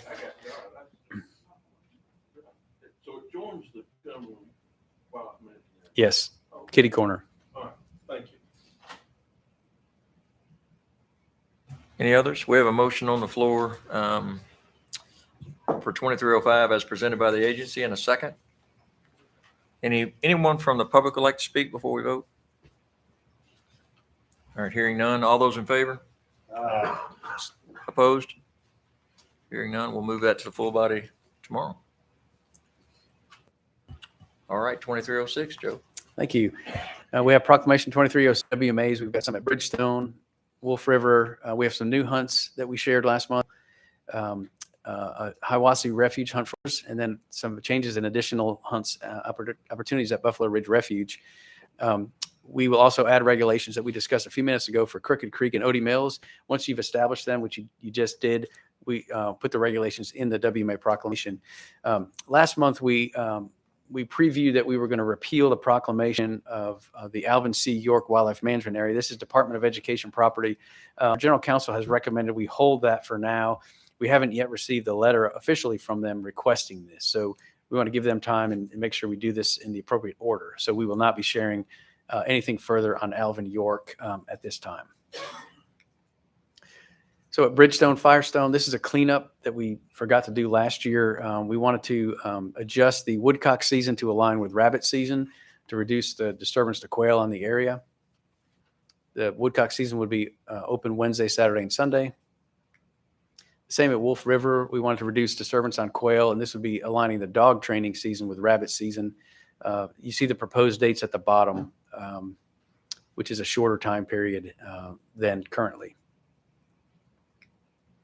Wolf River, we also want to establish some turkey quota hunts there. It's an overcrowded area, which is good because we're having a lot of interest and opportunity, and folks are hunting there.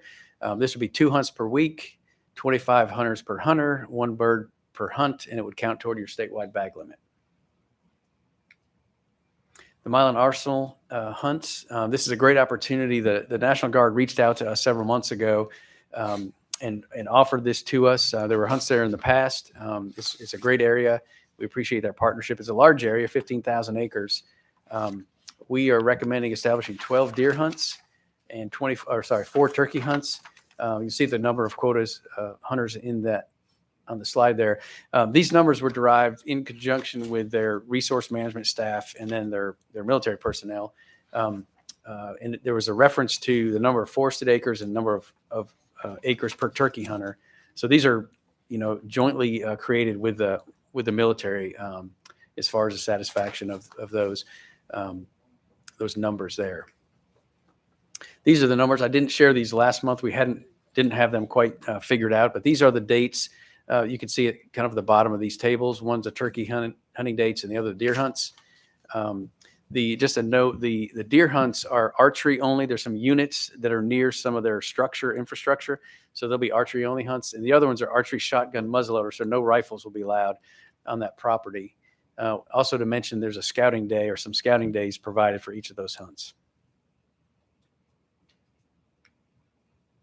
Hiwassee Refuge, this is really a kind of a movement, if you will, of this Hunt for Warriors. In the past, we had a warrior hunt for warrior at Enterprise South Nature Park. It was on approximately every other year time period.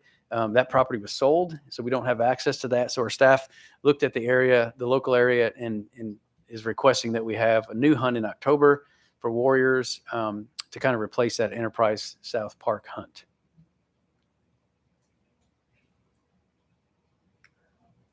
Buffalo Ridge Refuge Unit 1.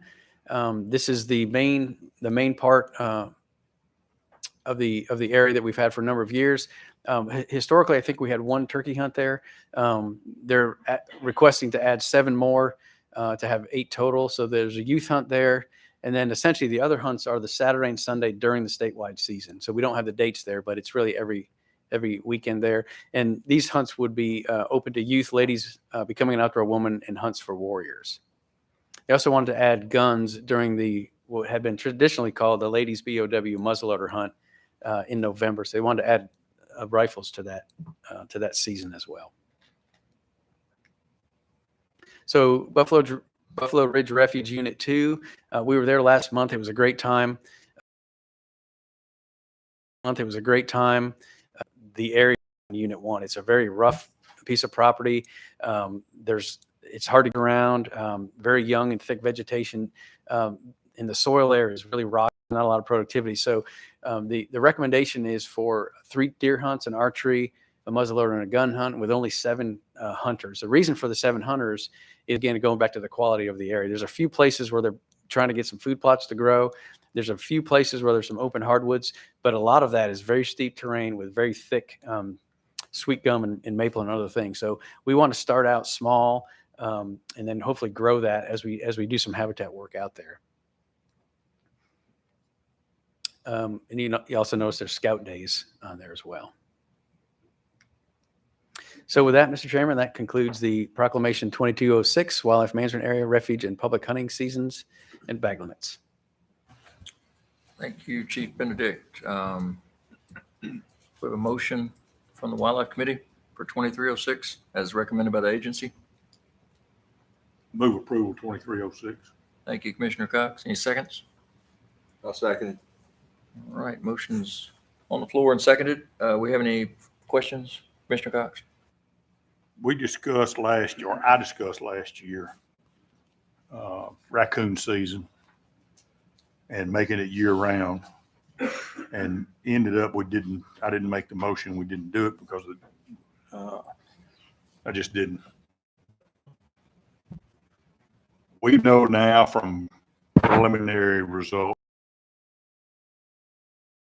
at predators or whatever. And if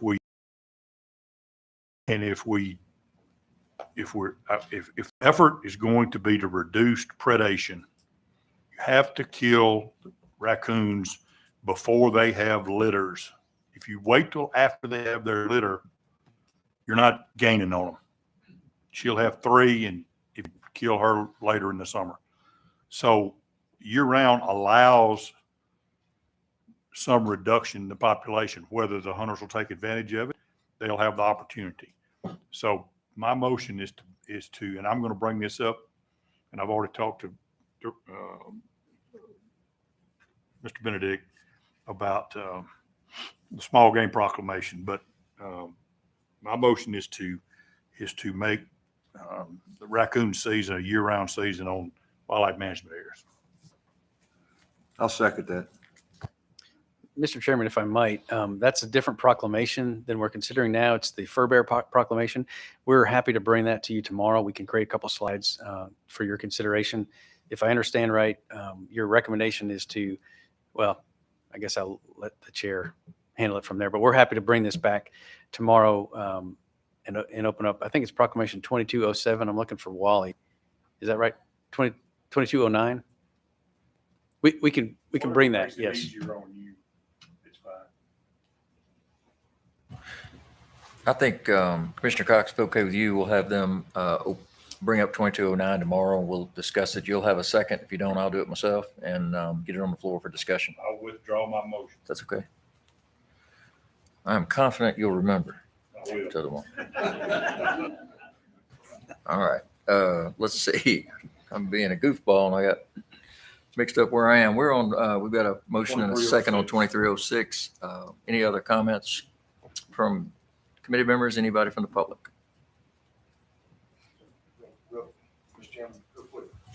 On the last slide, Joe, you said that the statewide bag limit still applied, but you didn't have that same comment on the Milan Arsenal site. And I was just making sure that was true as well. Yes, sir. That's a mistake on our part. We didn't, we had different staff do these slides, but yes, Milan does count towards statewide. We have very few bonus deer. Those or turkey. We have no bonus turkeys. Right. I just wanted, it was something new. We brought it, and I just wanted to make sure it wasn't something, because you did put it here. That's what drew my attention. Thank you. Good. All right. Since you brought that up, if I might, isn't Milan in the CWD zone? It's on the border. It's what?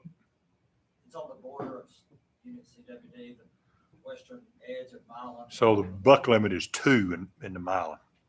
Correct. If it's outside the, yes.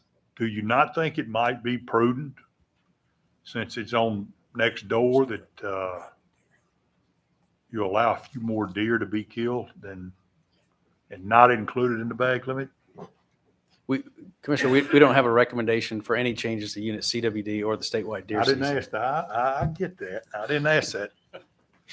I asked, wouldn't it be? And so don't. The bag limit is 3 deer. Joe, why don't you back up to that slide on the Milan? So it's on. There you go. You had it right there. Back right there.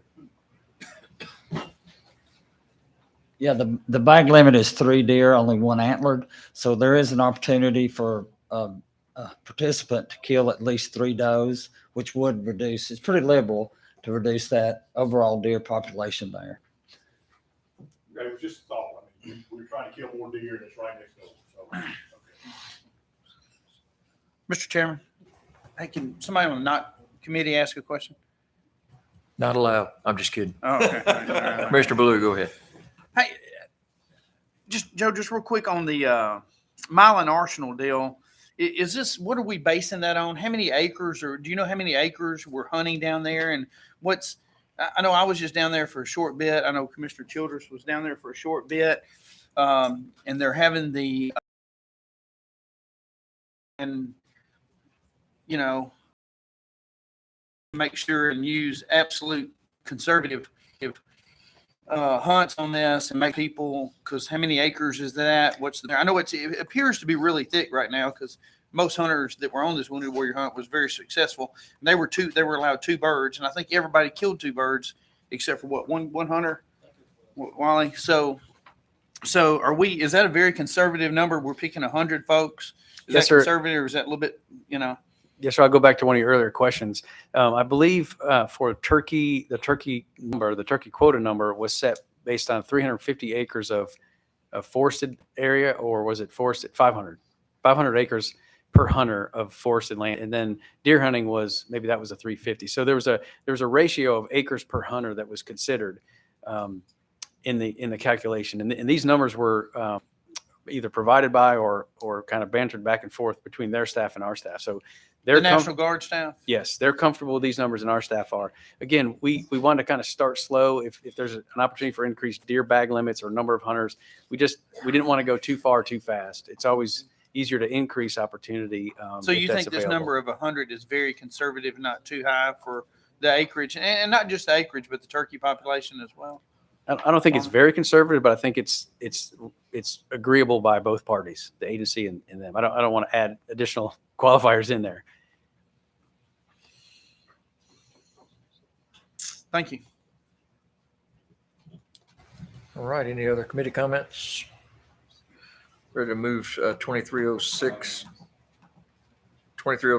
to the floor for a vote as presented by the agency, with the clarification that mile and arsenal counts towards statewide limit. All those in favor? Chairman, do you want to open for public comment? Is there anyone that wants to public comment on this? Thought I did. All right, we'll bring that to a vote. Committee members, all those in favor of 2306? Opposed? None? Okay, 2306 is passed by committee to the full commission tomorrow as presented by the agency. And then we'll just move straight to 2307. Joe. Yes, sir. I believe this is the last one, but don't hold me to it. Proclamation 2307 for your consideration, Mr. Chairman, is a statewide non-protected wildlife and species deemed destructive proclamation. In particular, we're talking about wild hogs here. We would like to amend and restate this proclamation. 2 points here, really, and there's really not an impact to the hunters and our stakeholders in this group. We want to remove some expired language from 2014 that's obviously outdated and irrelevant at this point. The second piece is we want to codify the operational process we've used for adding designees to the landowner exemption. So a landowner can invite other members of friends or family to help in some hog control on their property. We've been doing this. It's not been in the proclamation. General Counsel recommended we add it. So the way this has worked in the past and will continue to work is that a landowner is allowed 10 designees up front. If they have more than 1,000 acres, for every 100 additional acres beyond 1,000, they can add 1 designee per calendar year. So again, these are changes that we're making. It's kind of a cleanup piece here, taking out the language that is no longer relevant, and then adding this process to what we do every year. Anyway, we recommend passage as presented. I have a question. How often do you get requests for more than 10 people? I don't know the answer to that. Do anybody know if we get requests for 15 or whatever? Y'all know? If you don't know, okay, that's fine. Wildlife. These are species deemed. Okay. So is that our terminology that we're using? Yes. And that was made probably a decade ago or more.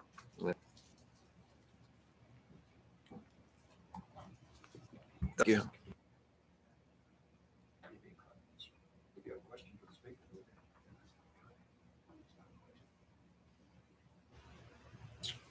All right. Do we have any other wildlife committee members have comments, discussion? And do we have a motion? So moved, Mr. Chairman, as presented on 2307. We have a motion, a second. Do we have any comment from the public on 2307? Okay, seeing none. All those in favor of 2307 as presented by the agency? All those opposed? None. 2307 passes as presented by the agency. Thank you. Joe, I just want to make a comment.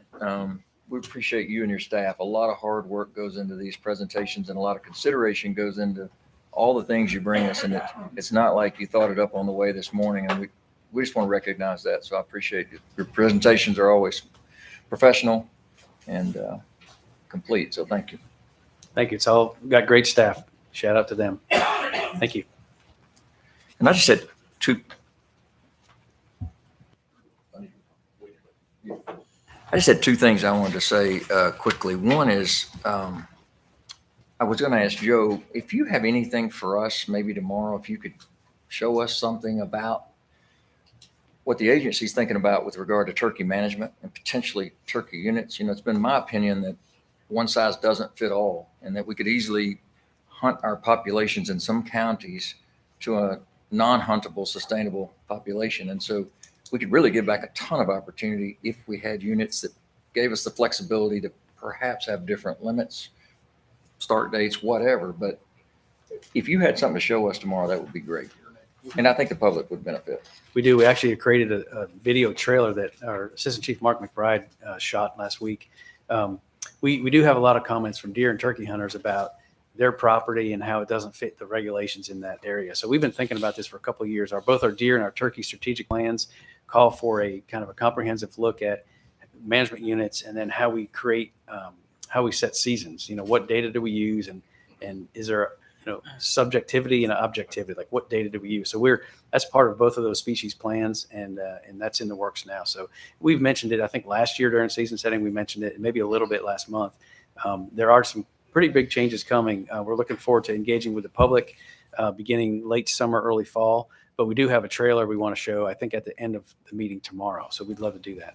I think it'd be helpful. And the last thing I'd just like to talk about briefly is we've had just a few stakeholder inputs wanting different weapons. And I don't think that we're prepared. I'm not certainly prepared to motion that because I don't think we know enough yet. But we've only had a very small handful of people wanting straight wall cartridge and other things. What I'd like to ask the agency to do is to review that and review the viability of it. Maybe we need to survey and ask deer hunters who wants that.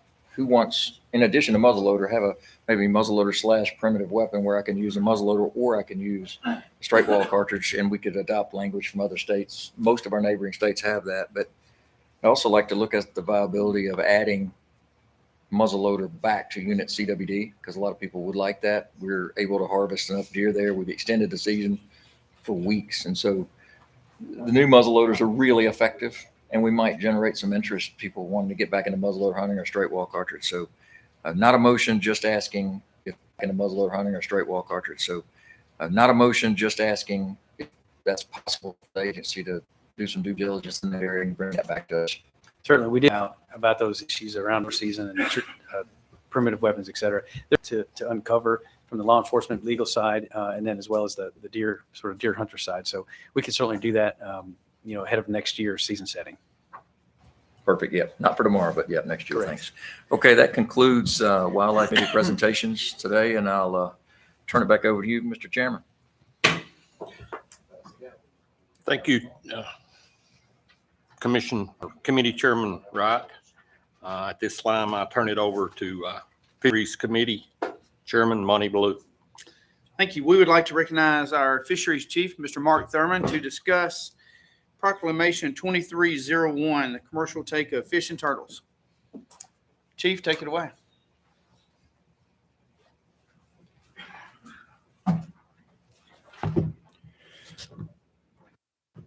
Thank you, Chairman Blue. Today we are presenting to you for a committee vote, Proclamation 2301, commercial take of fish and turtles. We previewed this back in March.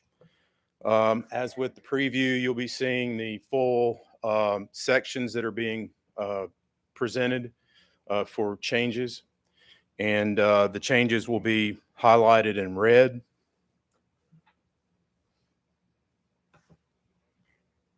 The first section is Section 1, which deals with waters that are open to commercial fishing. As you recall, last month in the preview, we talked about some work that was done to evaluate contaminants in the closed zone of the Mississippi from the state line at River Mile 735 to 745, which has a do not consume advisory on it. We were able to collect some samples over the winter and determine that the silver carp, paddlefish do not meet the do not consume levels and are proposing to open it. During the meeting, a question was brought up about McKellar Lake and whether it was to be included in that. And we went back and staffed that and determined that we could open McKellar Lake as well, both to paddlefish and silver carp. One of the other changes in this month's presentation is that we looked at big head carp as well. We consulted with Department of Environment and Conservation, and because of the similarity overlap between food habits of big head carp and silver carp, we determined that it was okay to go ahead and include them as well. So we're opening that zone up to the harvest of big head carp, silver carp, and paddlefish. I'd like to take a moment to thank Clay Young for his help in getting those samples, and also recognize the contribution of our commercial fishing coordinator, Eric Gaines, to get those samples and get them into the lab and get this all processed so we can bring this here to you today.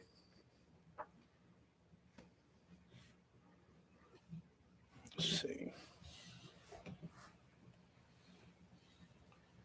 The next section is section 3, which identifies gear. Nothing's really changed on this from what we presented last month.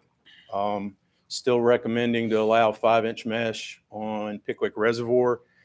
And the reason for that is as we looked at the stocks that are in Pickwick, they're larger than what you see in the Tennessee and Cumberland rivers upstream of there, and upstream on the Tennessee and over in the Cumberland.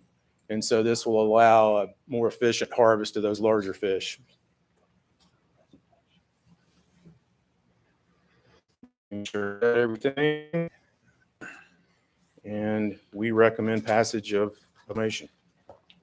Chief, I think thank you for that brief presentation there. I know we saw it last month as well. I guess at this point, I would look for a motion from someone on the committee to move this forward. I'll make a motion. Motion, do I have a second? Second. Second, all right.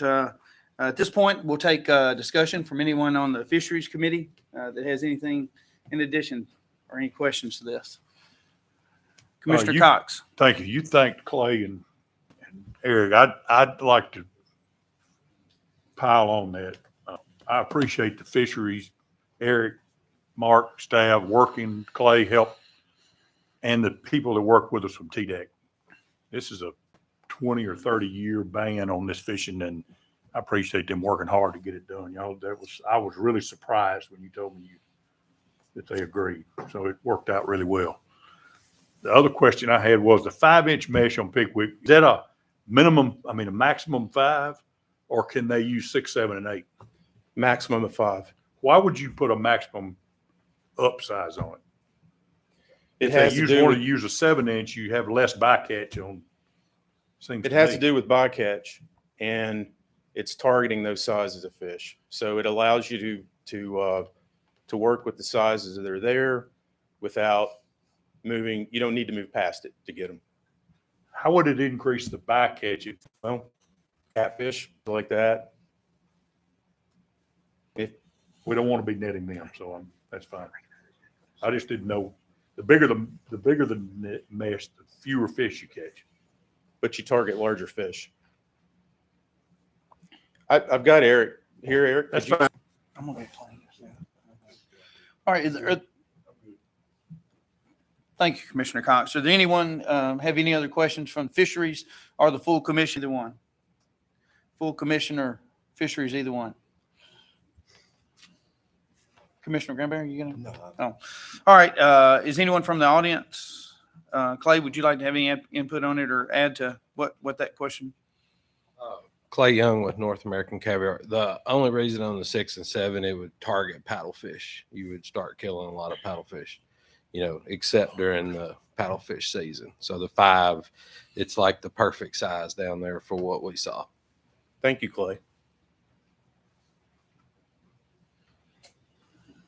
All right. Any other questions or additions from the audience? Seeing none, we'll do a fisheries vote. Now we have a motion and a second. All in favor of this proclamation 2301, Fisheries Committee only, say aye. Any opposed? 2301 has passed, Chairman.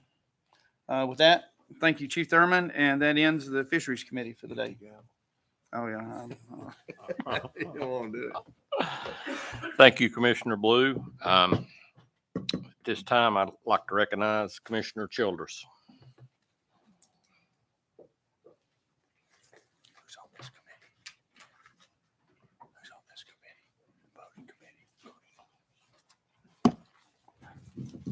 I'd like to call Dale Grandstead to the mic.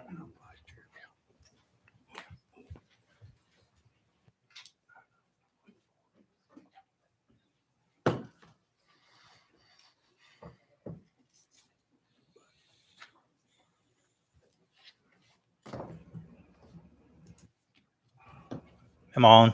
All right. Thank you, Commissioner Childress. Today I'd like to discuss manner and means of hunting and trapping, Proclamation 2308 for a committee vote.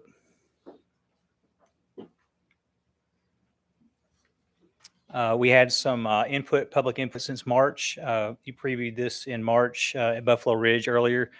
Since then, we had a little bit of public input on manner and means, 16 comments, kind of various, some of the things that Commissioner Wright brought up earlier were some of those comments. We had 34 small game fur bear comments.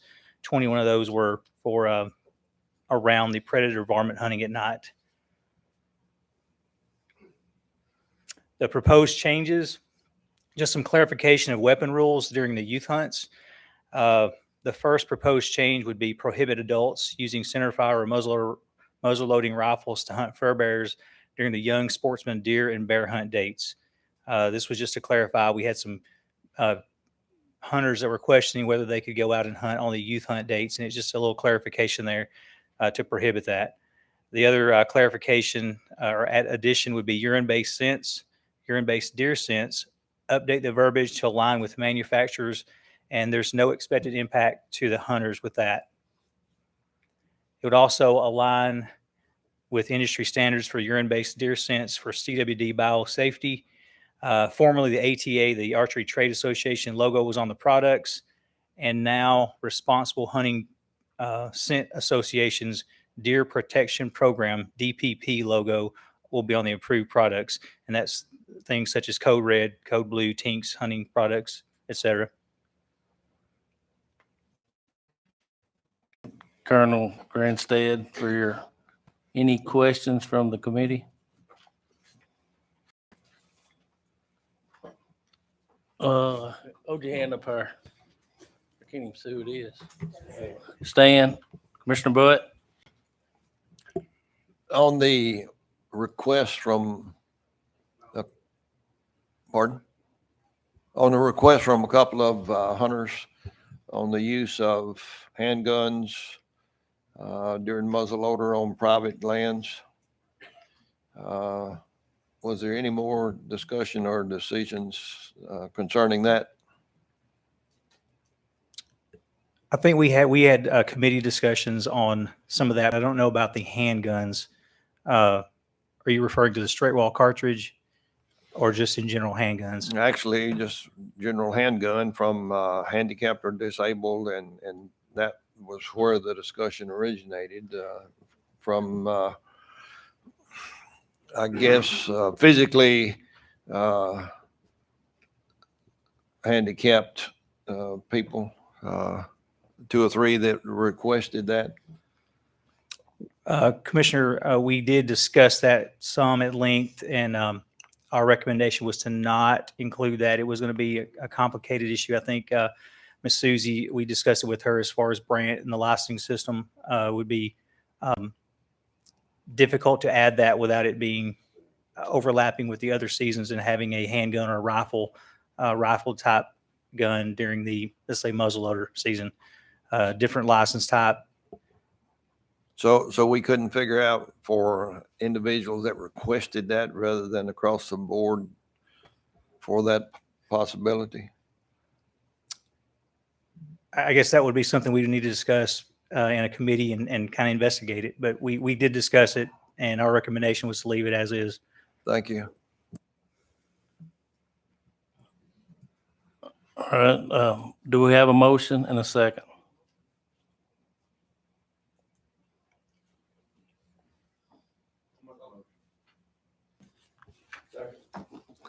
Got a motion from Kent Woods and a second from Jimmy Granberry. Any discussion from the audience?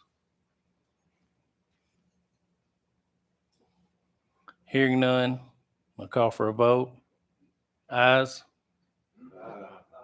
Noes? It passes. Thank you, Dale, Commissioner. Grant staff. Sorry about that. My judge, Lieutenant Colonel. My judge used to call me Officer Gronstaff. Well, So sorry about that. I just call you Dale. Thank you. All right, thank you. Thank you, Commissioner Childress. At this time, I'll turn it over to Budget Chair, Commissioner Bill Cox.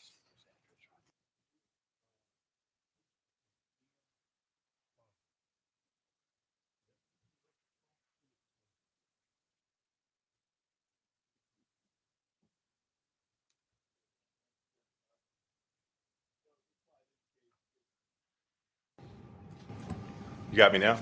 All right. As this slide indicates, I'm going to give the financial report for the month that closed February 28th. All the data that are on the slides reflect that month. And I have some other updates as I go along here. So on the boating fund, our registration income is a little bit ahead of what we thought would happen this year. Our budget director, Ken Tarkenton, has done a really good job of forecasting.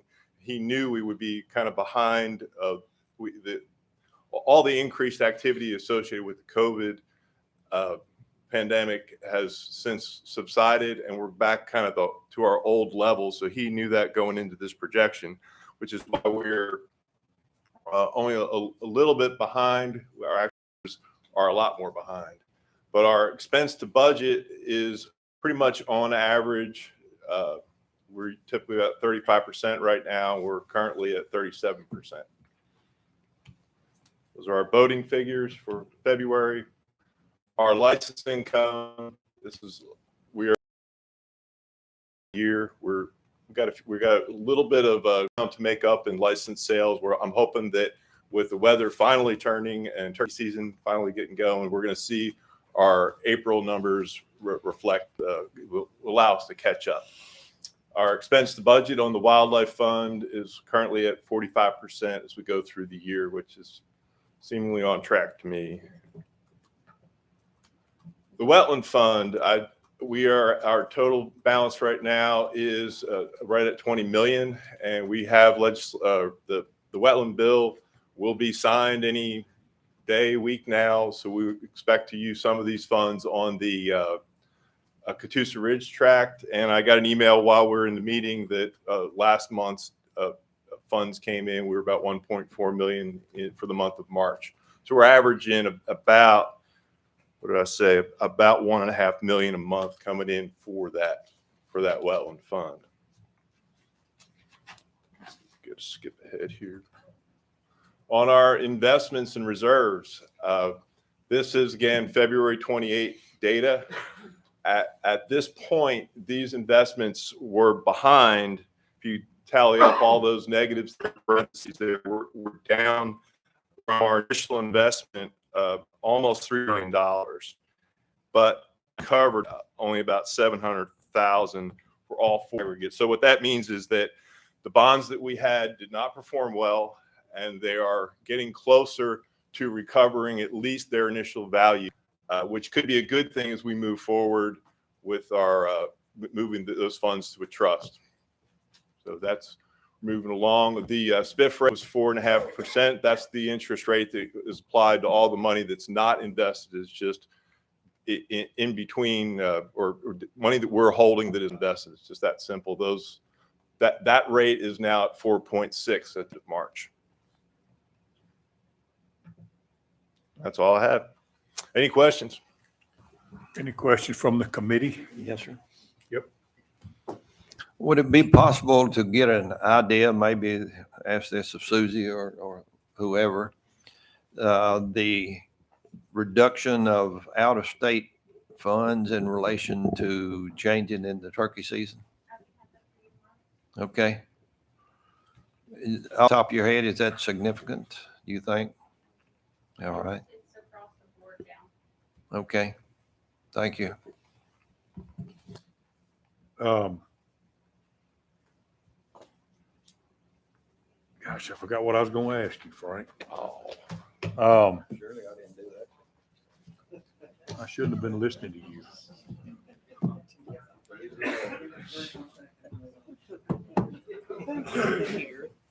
Any more comments or questions from the budget committee or the commission? That's all we've got. Thank you. All right. Thank you. Thank you, Commissioner Cox. That wraps up our agenda for today. Is there any other comments or questions from the commissioners? From the executive director? From the public? Anybody? All right, I'll entertain a motion to adjourn. Second? Yes, sir. Adjourned. Good job. Thank you.